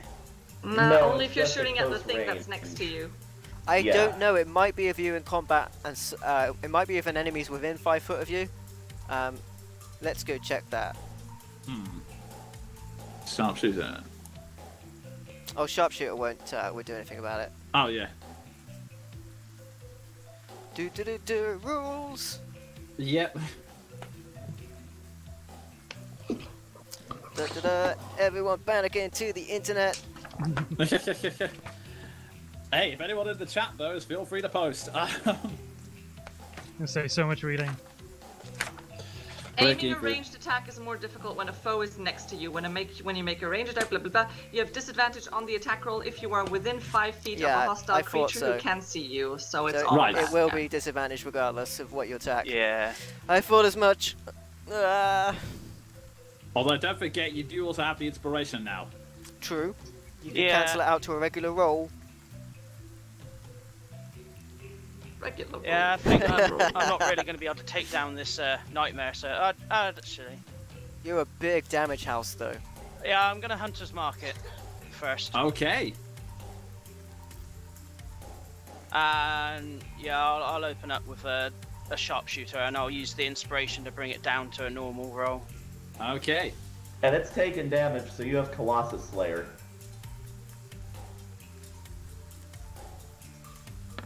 Come on. Oh, nice. That's a definite Oh, hit. yeah. Holy crap. Went past the 3 onto a 19. Oh!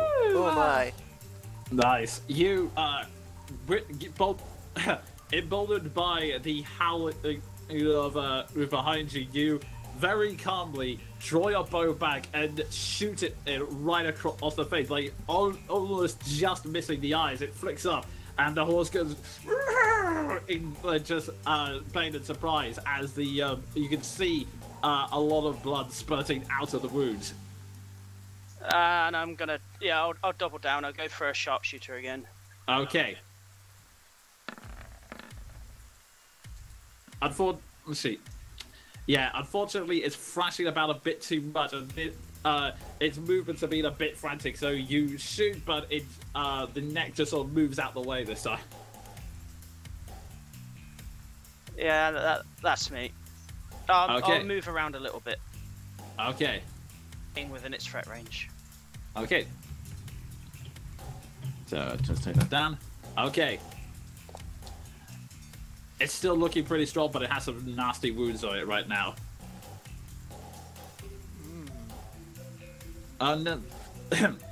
And with that, we now jump towards turn. Oh, hey. He's Isn't just- it me first? No. Yes. never mind. No, you're, No, it isn't. No, you're afterward. Okay. Oh, boy, oh, boy. Afterward. Hey. Hey, Afterwards. there we go. I'm sorry. Man, how far away is that stupid horse? They're like 50 very foot far. increment, really, really far. Yeah, Oh, yeah. it's very far away, and your view is now Yeah, blocked by okay. these tall black rocks. Don't worry, Jean's got this. Yep.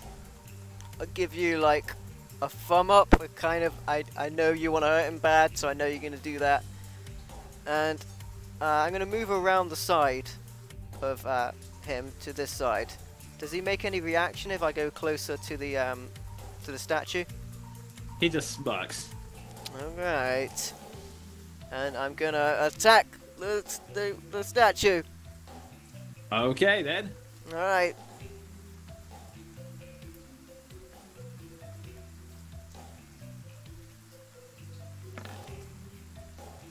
Yep. Oh! Yeah, I was Oh, gonna say nice. that's a hit.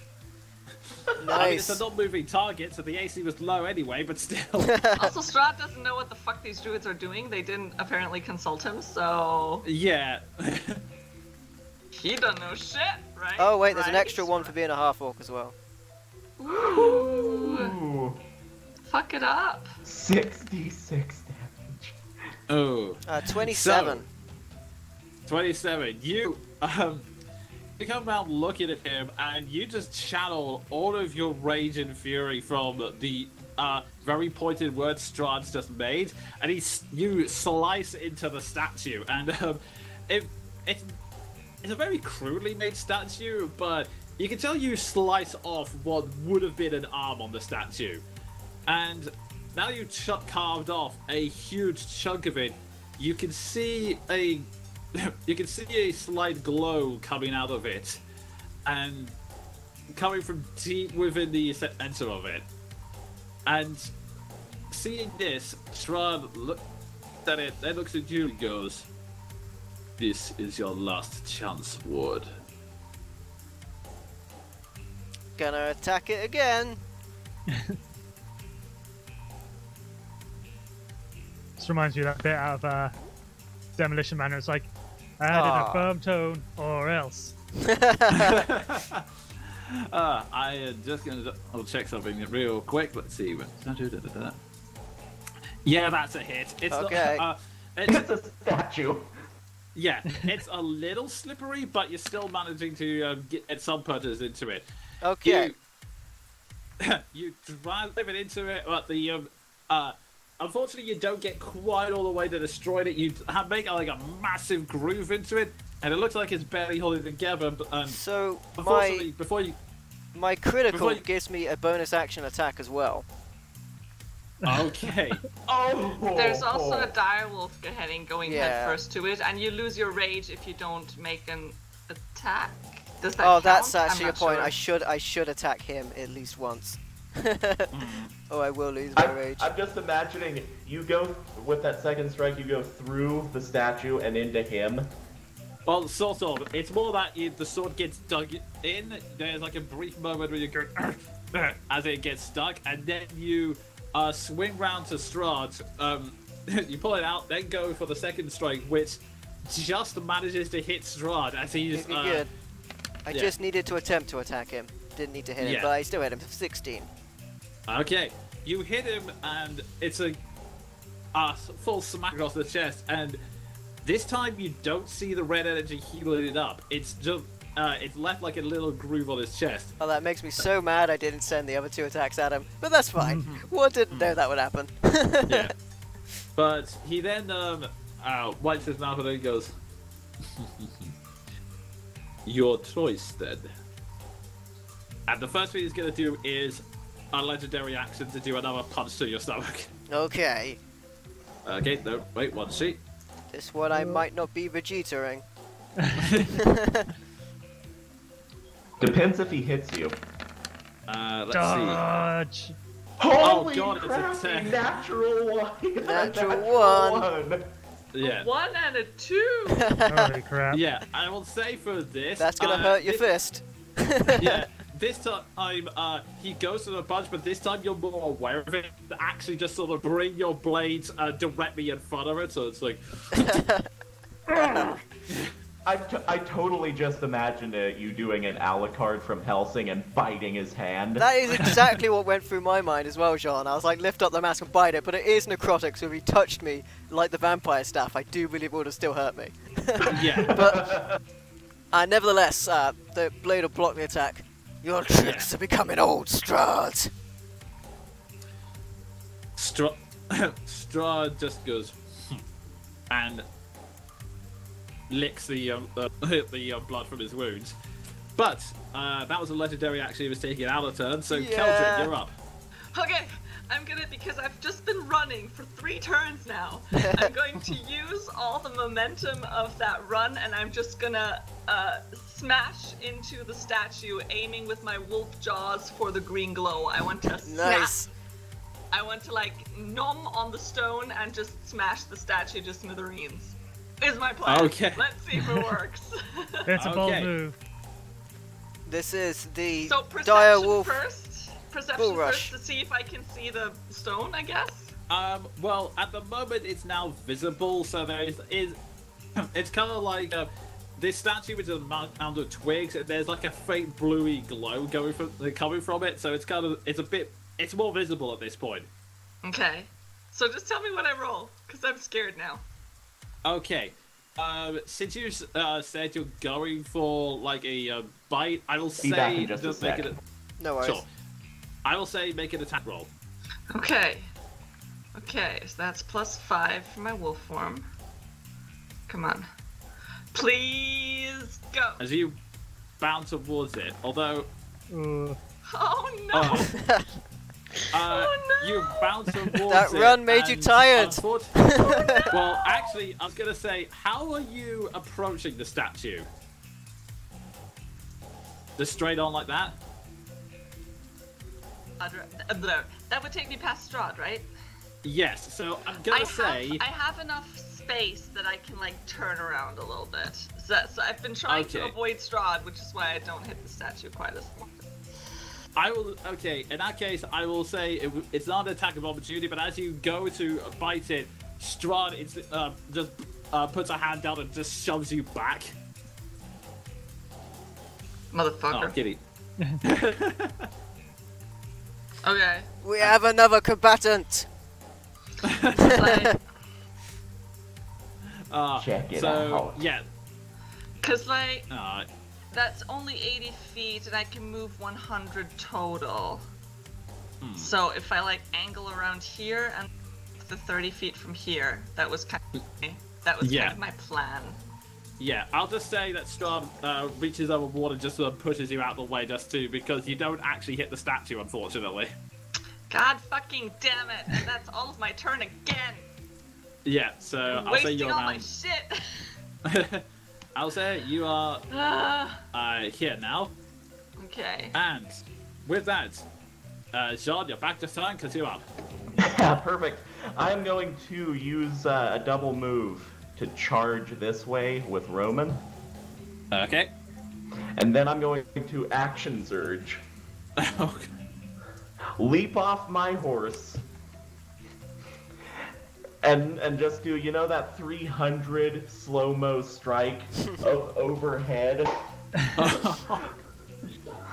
I thought for a moment you were gonna try and ride it. I thought, no, you would. Who would do that? I'm going It's on to. fire. I'm just gonna do my. Hey, you're it worked in watching- Undead Nightmare for Red Dead. So basically, you're watching Armored Daniel Bryan do a dive. Yeah. Okay. Tobe Suicida! A natural one followed by a You- 19. It was a suicida. You have advantage from me flanking. Oh man, I do. Yeah, I do. In that case, I'll say, yeah, I'll count that as the first attack roll, and you say, yeah, you overcome by a Bowser, you charge forward, leap off the horse, and come down at a strike right across his back, and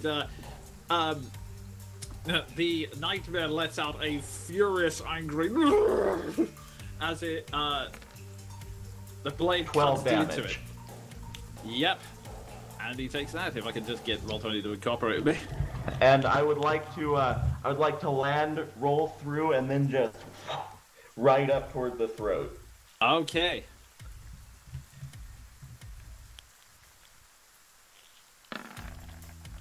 That's the way it be. Yep. Roll your damage. Oh, nice. Damage again. Nice. You do some considerably strong hits on it, continue striking the horse, and you land the blade straight into its throat, and you get the impression that if this was the horse rears up in pain, and you figure that if this was a normal horse, it would be dead by now. But as you pull the blade out, the horse looks at you with your flame in its eyes, which you're trying to figure out if it's metaphorical or literal. Okay, this is gonna be a huge stretch, but given my bond with Roman, can I have him make an attack? I would say he's tired out from the charge. It would have been a bit That- too much. If you That's get a war fair. host, they can do like 2 hoof attacks and a bite or something. That's like, my Yeah. plan. Yeah, I might have allowed it, but because of the dash action as well, is a bit much. Yeah. I mean, I did action He's surge, only but a I've war exhausted horse him. in his head. I'll, Yeah. that's me. Okay, and with that, it comes round to them. Strahd, first off, he angrily makes a gesture of he can hear all the commotion behind him, and then angrily makes a gesture, and his horse then starts to fly back up into the sky. So, Can I? Yeah. Can I please? Yeah, everyone make an attack of opportunity against. This is where you really want the sentinel feet. Can't do Okay, that with a ranged what- attack though, can you? No, you can't, unfortunately. Question. Is this an advantage? No, Damn.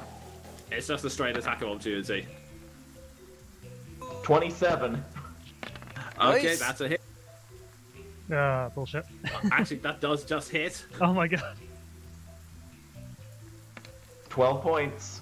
Okay, and Lily will make one too if I can just get the right sheet up. 10 damage. Nice. Okay. We're straight up gonna kill his mount. Okay, and just trying to find with it. Figures it's the one sheet. He's that gonna you better have to open go up. back like this, just pretending he's got a mount, like trotting. Banging coconuts. Classic Yeah, coconut. Okay, so close that. Okay, so in total he takes 10, 40. He takes 18 points of slashing damage as the horse marches off. It goes right back up into the sky and glares at all of you, and you get the feeling that Strahd's trying to move it out of range because he would rather not see it take any more damage. But he then he maneuvers back, and he and actually Get no, an I'll attack do of that. opportunity. No, I'm against that. He glares straight at you, Ward, and just goes, "It's a very pathetic existence you live, Wards. A noble hierarch such as yourself, in the body of an ugly half-orc." How did you know that? But he chuckled to himself. Such pathetic games you are playing all of this time.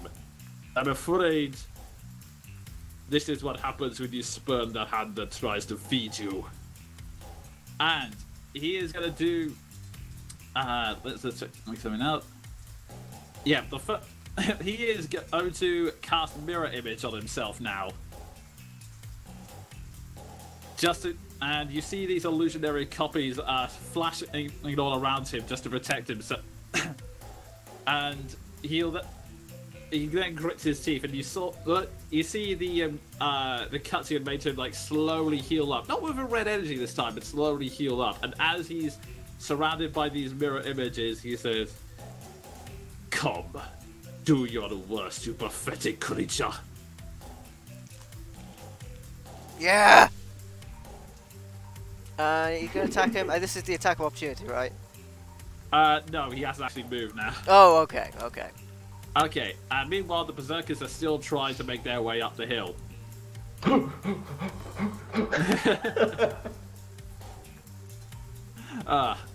And you can still hear the druids chanting it away in the background. And with that, we come back to the top of the round. Maldraff, you're up. 2 seconds, my stream has just like killed itself. No. Oh dear. I know, right? Okay, in that case, But just take my turn as moving towards Strahd as fast as I can. Okay then, so I'll say you'll move up to here, and with that, we will go to Seth up. I'm gonna leave. Yeah, I'll leave Nightmare to everyone else. I'm gonna move back to the druids. Okay, Thing with that one to the east. righto. Everybody, take a look at this cat.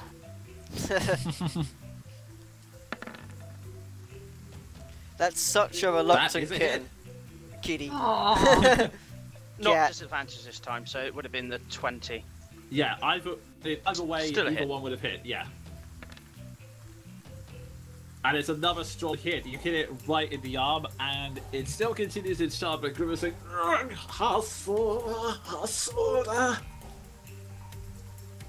And I'll go again with a normal shot and Colossus Slow. Okay.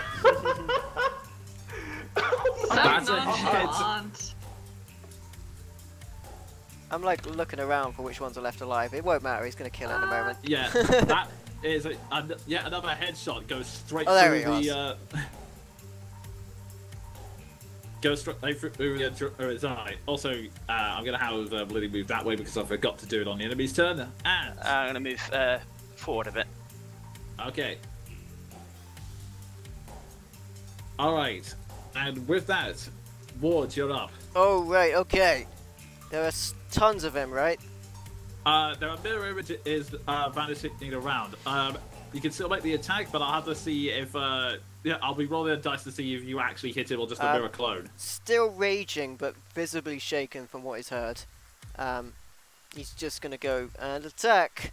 And yeah, I have to roll a dice, right? Just a regular dice, and then that determines if I hit a copy or him, right? Yes. Yeah, D20. So it was 18. I think that's Okay. Is it above 18. as a copy?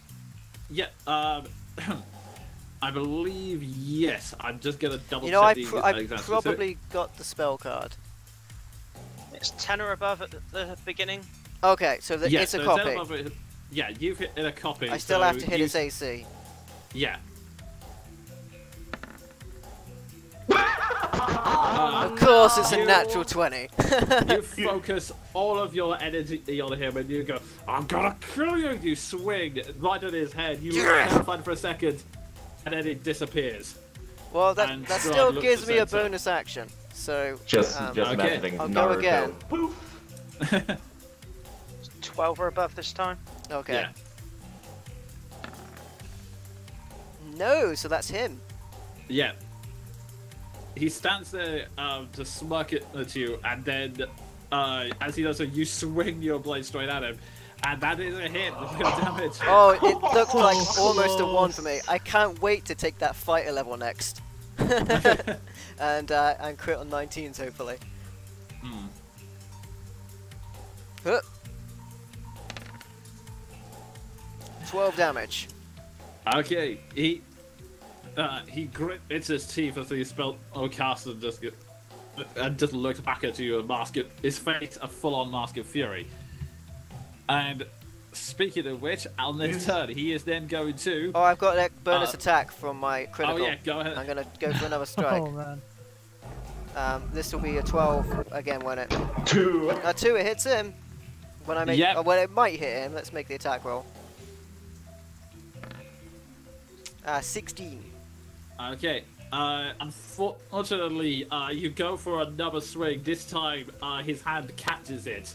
Then Ah, the mirror images start to overlap. that's so badass and annoying. Okay. Yeah, that's everything. Alrighty then, and with that, he is now going to use his legendary action to punch you again. I think that's his last Did he go red and knit up? No, he did not. That legendary actions they get every turn. Yeah. They Yeah, refresh. unfortunately. And back up for So the after I attacked the statue, he hasn't gone red and healed up since. No. Bros. Good to know. Good to know. Okay. Why is you alpha? Actually, I know what it is. Do. He's forgotten Sorry, how roll to 20. attack me. He's attacked me. No. Ignore all the second strikes. So the first one, 18. Oh, can I take the second one instead? Sorry. That's a hit. Okay, he then comes in for a swipe backhand across your face, and you take 11 points of bludgeoning, which would be rounded down to 6 with your raging, and then 15 necrotic. Okay, I have the necrotic as well. I have anything except psychic. Oh, okay. In that case, Let me double check that actually, because of the bear path I took. right. Okay. Oh, Yeah. holy crap. Yeah, anything Good. but psychic. So I reduced that as well. Okay. So half that rounded down. I would say that is a 7. Okay. So 13. Wow, that's a Yeah. huge dip. Mm-hmm. All right. Okay, so with that, we then go to Jean. No, it's Keldrin. Oh, Kelton, sorry. My bad, so sorry. Can I finally get the fucking stone? Make your attack roll. Can my die wolf finally go fetch? Please, dice. Okay, you with Strahd so focused on humiliating Ward, who has really pissed him off right now. You take your time and you leap straight at the statue. Your teeth bare. Roll your damage.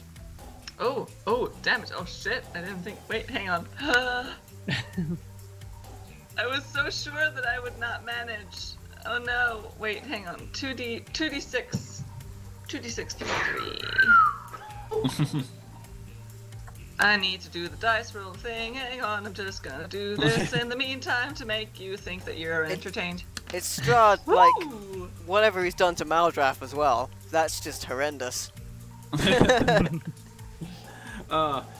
You firmly, you just full on charge at it, and it's almost like action movie. You sort of leap through the statue. The statue itself explodes in a shower of twigs, and you come through the other side holding the glowy stone in your mouth.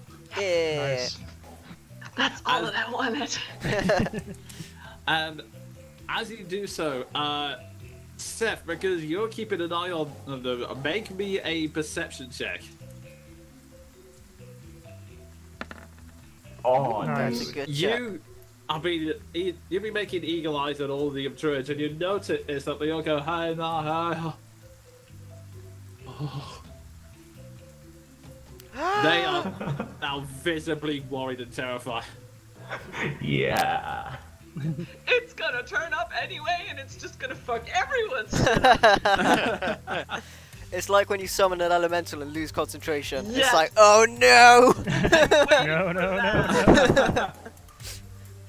Anyway, thank you. That was my turn. Alrighty then, I exploded a statue. Jean, you're up. Okay. I would like to look up at the horse, look down at my crossbow, and then just call behind me, "On my love, Strahd," as I take 2 crossbow shots on his horse. Oh. The anticipation. 17. That Let hits. me undisadvantage. Either way it hits, and Second one does not. that one misses. Hopefully one will be enough. 5. 5. That is yep. That is you manage to nick it on the just the side of its flank. The blood comes out and lets off a, but still keeps charging. And unfortunately, his movements are becoming more erratic. That you're having problems hitting the enemy with the second one. Okay. I would like to remount my horse, and that's it. Okay. And with that, just before your turn begins, Strahd is going to use another legendary action to move without provoking attacks of opportunity, and he's going to fly straight up towards you and just glare angrily at you, Jean. And lightning hits. We killed Strahd, yay! Okay. Let's worth a try. I just, And yeah, I just return the glare. and unfortunately, it now comes around to his turn. First off, he snaps his fingers, and you see a familiar red crackle. Then he snaps his fingers again, and a very familiar streak zips towards you. Go with Jean and Maldraff, and I guess I'm gonna have to roll one for Roman as well. Make me dexterity saves. No! Oh, dexterity save. Why? Do not kill Roman. 20. Okay, that should make it. Oh dear. That won't. And if I just roll that for damage, and I believe if I could just find it. That's a really shitty roll. So He's this- stressed, For a okay? fireball, that's pretty. He's stressed, okay? He's had to deal with a lot. Okay, so, just making sure something. Do-do-do. I mean, a horse is not gonna have more than 10 hit points, right? Yeah. So with oh god, I'm my phone. So with that, unfortunately, you managed to dodge the worst of it based on instinct, but unfortunately, Roman takes the blood to the brass and is knocked unconscious. It also blacked out Maldra's webcam. No! Yeah, I'm not sure what. When I've reconnected, I can see Jean and Keldrin, but everyone else is. I'm fairly sure my horse gets incinerated. Oh, let's see. Hang on. It's just a thankfully- regular horse, isn't it? Well, actually, no. It transforms back into a warrior! Saving throws. But his HP is high enough that it's not double the damage, so he nice. still lives. Yay! So he's still just. I mean, he's at death's door and breathing very heavily, but he's still alive just. They have 19 hit points! They have 19 hit points! Yeah. So Wow! he's been knocked so he's unconscious, but not actually dead.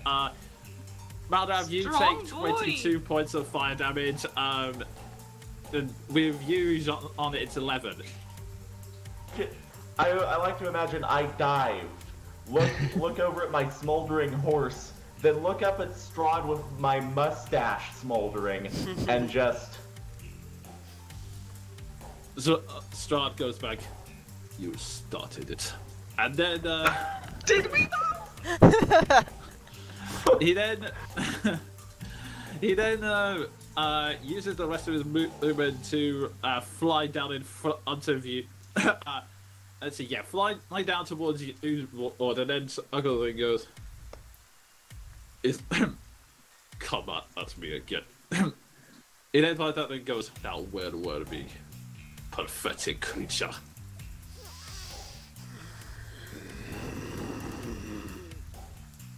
And at this point, the druids, so you suddenly hear them begin to wail. And one of them yells, the stone! The stone! And with that, It's gonna explode in my mouth. Oh no! Strahd takes, refixes his gaze into you, Keldrin, and then the smoker goes,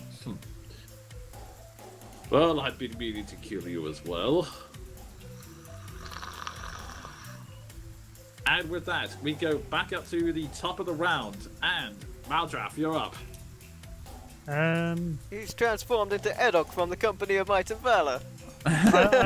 All I can get Keldrin, and I can get Jean's webcam, and everyone else is just a blank square. So Don't worry about it, dude. Yeah. that's as much as I can do.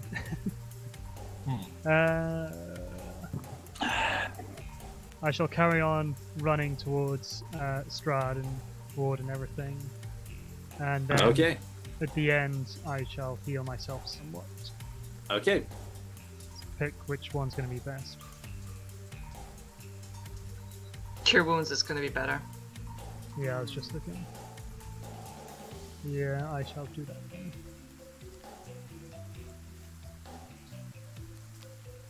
Get in the On woods. myself. Hey, And reach That'll be 7. Also, because I forgot to do this, I will also say that Lily Housing gives you another inspiration, Seth. Okay, cool. That's some Alright. good news. You manage to run up to the you run up to the big pile of rubble, and you can see everything that's going on, including the busted statue, including Keldrin with a glowing stone in her mouth, and including Ward and Strahd. Strahd admittedly looking better for wear, but Strahd admittedly looking better than Ward is, but both of them are really angry with each other right now.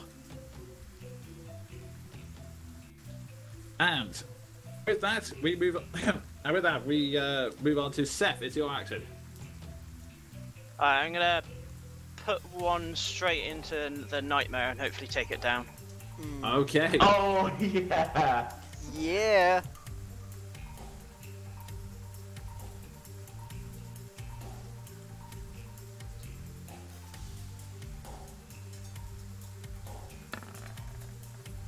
Advantage. Oh, no! Yeah, You got I advantage, will. though. You have to use that up. Yeah. Yeah. Wise. Thank you, Lily.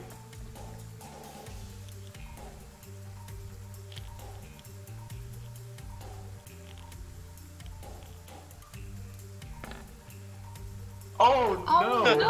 Come on! Oh. You you fire up, and the horse is still. It's climbing higher and higher, and it's getting really hard. You're seeing the arrow zip and then curve back down to hit the ground below. I'll just go for a normal, longbow. Okay. If I hit it, I'll get Colossus Slayer, but yeah, we'll go with that when I get it. Okay, That that's one is a better. hit. 10 points. You managed to. You pull back just a little bit, aim, and you fire, and you manage to just catch it on the. You managed to just catch on the rear flank. It's still going, however, and it's still charging into the night sky. And an extra 8 damage from the Colossus Slayer and the Hunter's Mark. Okay. So, it's still standing, but it's looking really rough and beaten up. And I emphasise with it for a moment. and with that, Strahd is now going to use a legendary action to punch you again. Lord. Oh, he loves doing that. That's Yeah, fine. well, At least he's distracted by me and I'm a tank.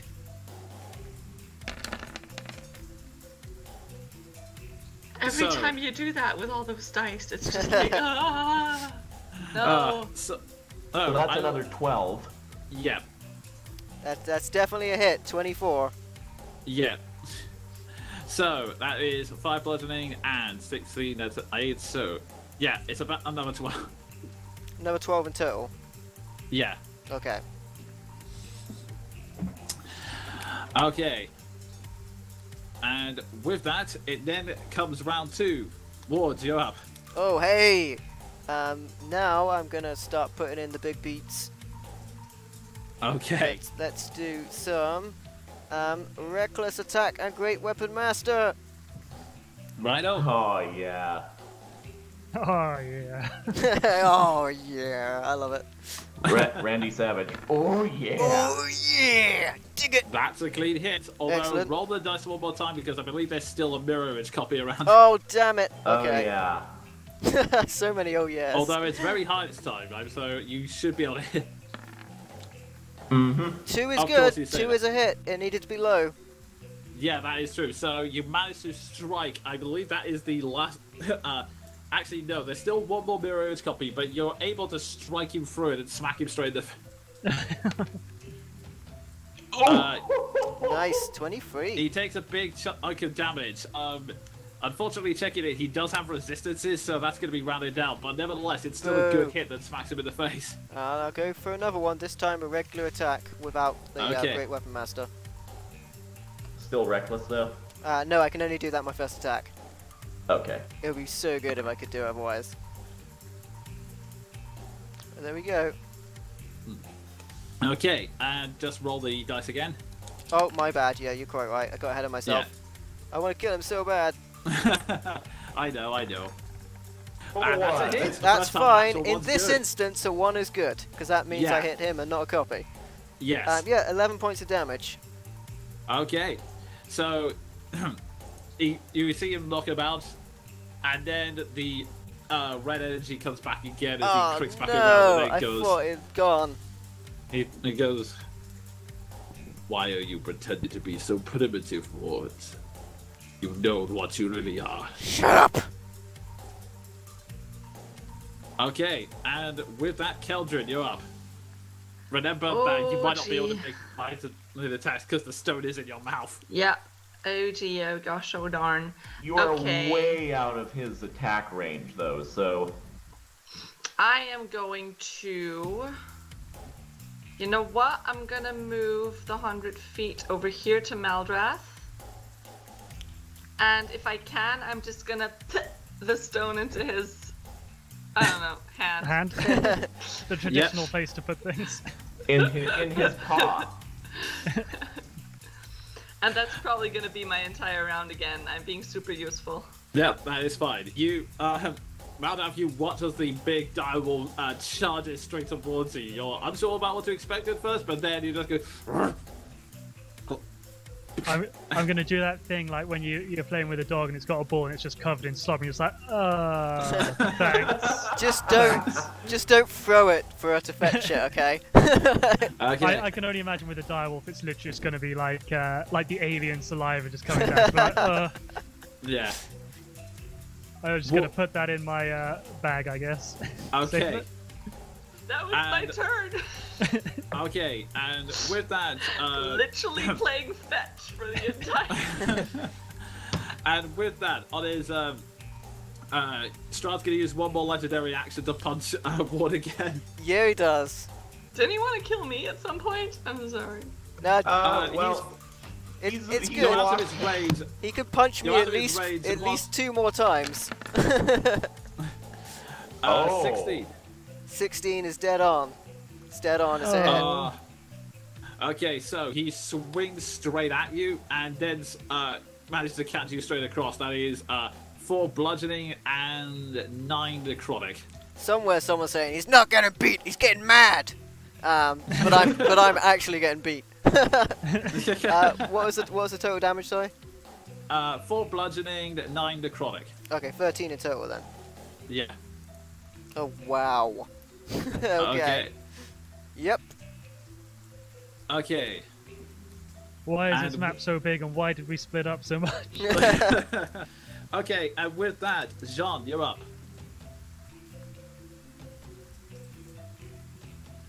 Jean, you have not pressed your talk down to... John's been muted by Strahd. as much as I want to save my horse, there is a much bigger problem right now.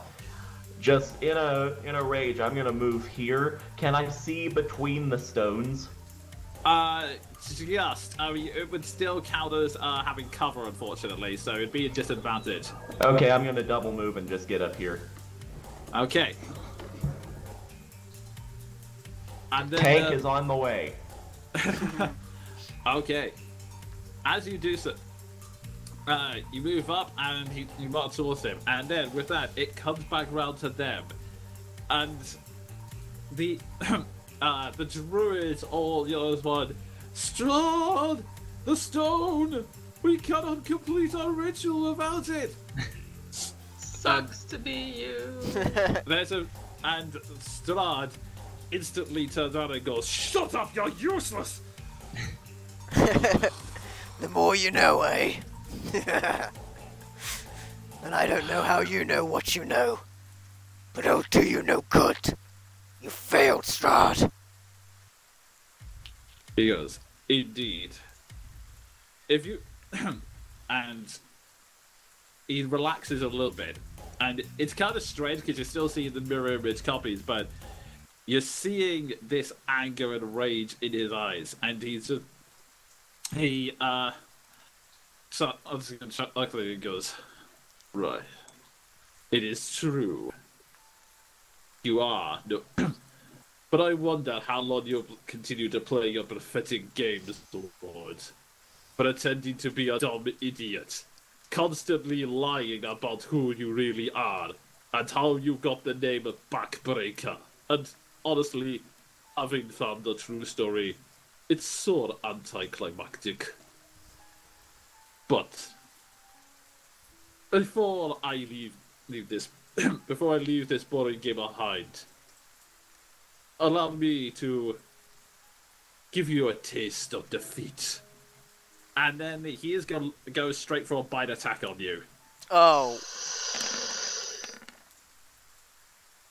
That is 15. 15 does not hit. Holy crap. He goes straight forward to bite on your neck, and just as and on pure instinct, it's kind of like you managed to get your hands to you managed to get your hands to water. It's almost like you're trying to stop Like a crocodile's it's mouth. I'm like, ah. Yeah, exactly. You're sort of going, and Strahd's hissing at you before he hissing at you and going angrily before your eyes. He shifts, and he takes on this very strange, almost mist-like form as he slowly fades. Let's see, yeah, there we go. That's the one. He slowly becomes a strange mist-like form and floats up towards the sky, towards his trusted steed, who is now flying way out of view. He then rematerializes on top of his horse. The druids all stare up at his weapons, are all down on their knees, pleading towards him. And he goes, "You better.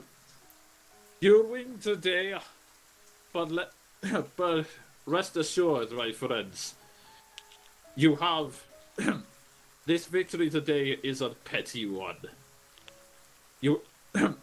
For now, I see that you are opponents that I need to take seriously.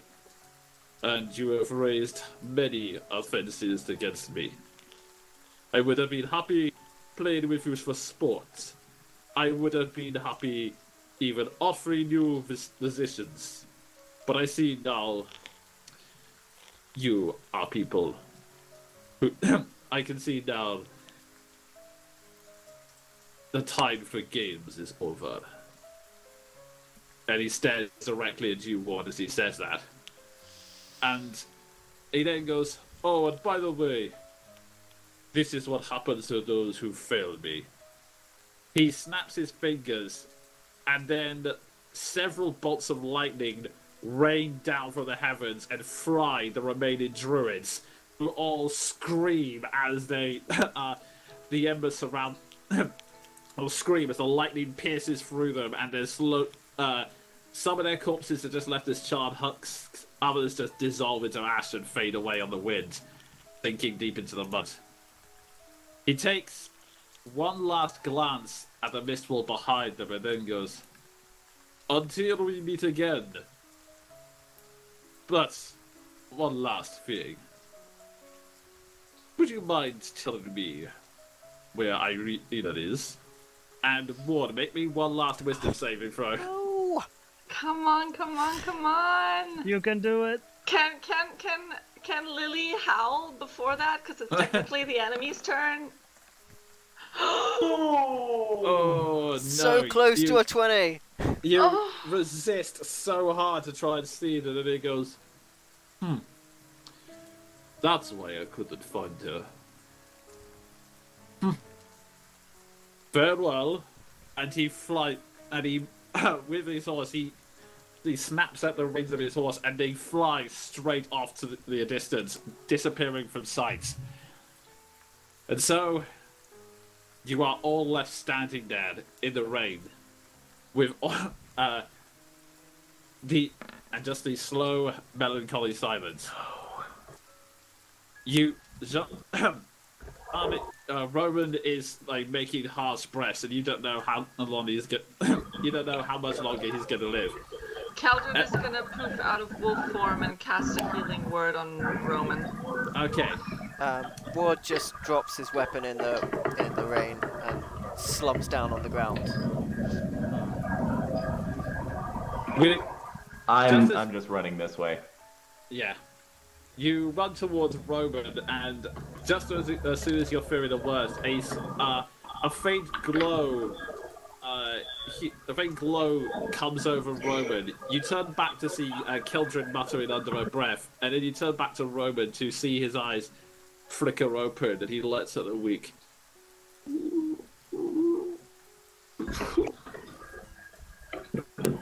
I just kneel at his haunch and just hand over his mane and say,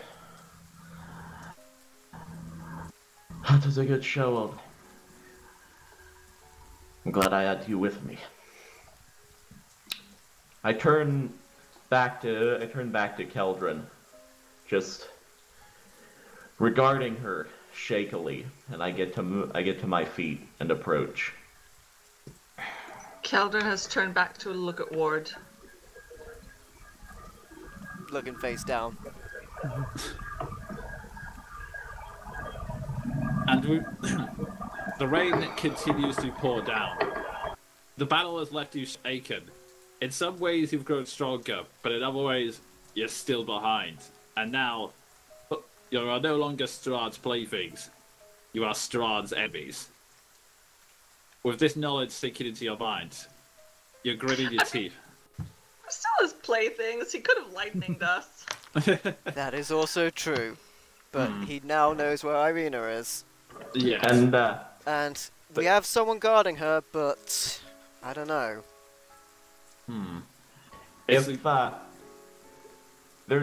I'll say this, if we're wrapping up, there's one thing I'd like to do before the end of the session. Sure, go ahead. As I approach, I just take the other side of Keldrin and just say quietly, by the sound of things, we've lost enough today. And I have you to thank for keeping my steed alive. Despite everything, I've grown rather fond of him. It's nothing. Maldrath would probably have done it before. I was too far away. I produce my brooch of the kite, and I just regard it and say, in the lore of my company, the kite stands for swift decision and bravery in the face of everything, in the face of all. And despite what you may think of yourself, or what others may think of you, I've come to see that in you, Keldrin. So, for you. I really don't. I mean, thank you. The least I could do. It's really pretty. I'm going to regard Ward, then come to the conclusion that right now it's likely better to give him space, Yeah, and then I'm just gonna. Is there any more of that construct left? Oh, what, the statue? Yeah. It's a pile of twigs at this point. Regardless, Ward steps up, gets his axe. This is not a game! Until it's nothing. Keldrin is gonna wait at the entrance and just watch and hold the kite. And I'll turn to I'm, Roman. Okay. I'm just going to sort of symbolically start taking my old cloak into shreds and fashioning bandages for my poor cooked horse. That'll be just fine. It'll be right as rain in no time. Hey! Yay! Oh my goodness! Really? Well, that seems Yes. as good a point to end as any. Finish on a and bad then thought. lightning comes down. And then the horse explodes. So, No, don't you dare!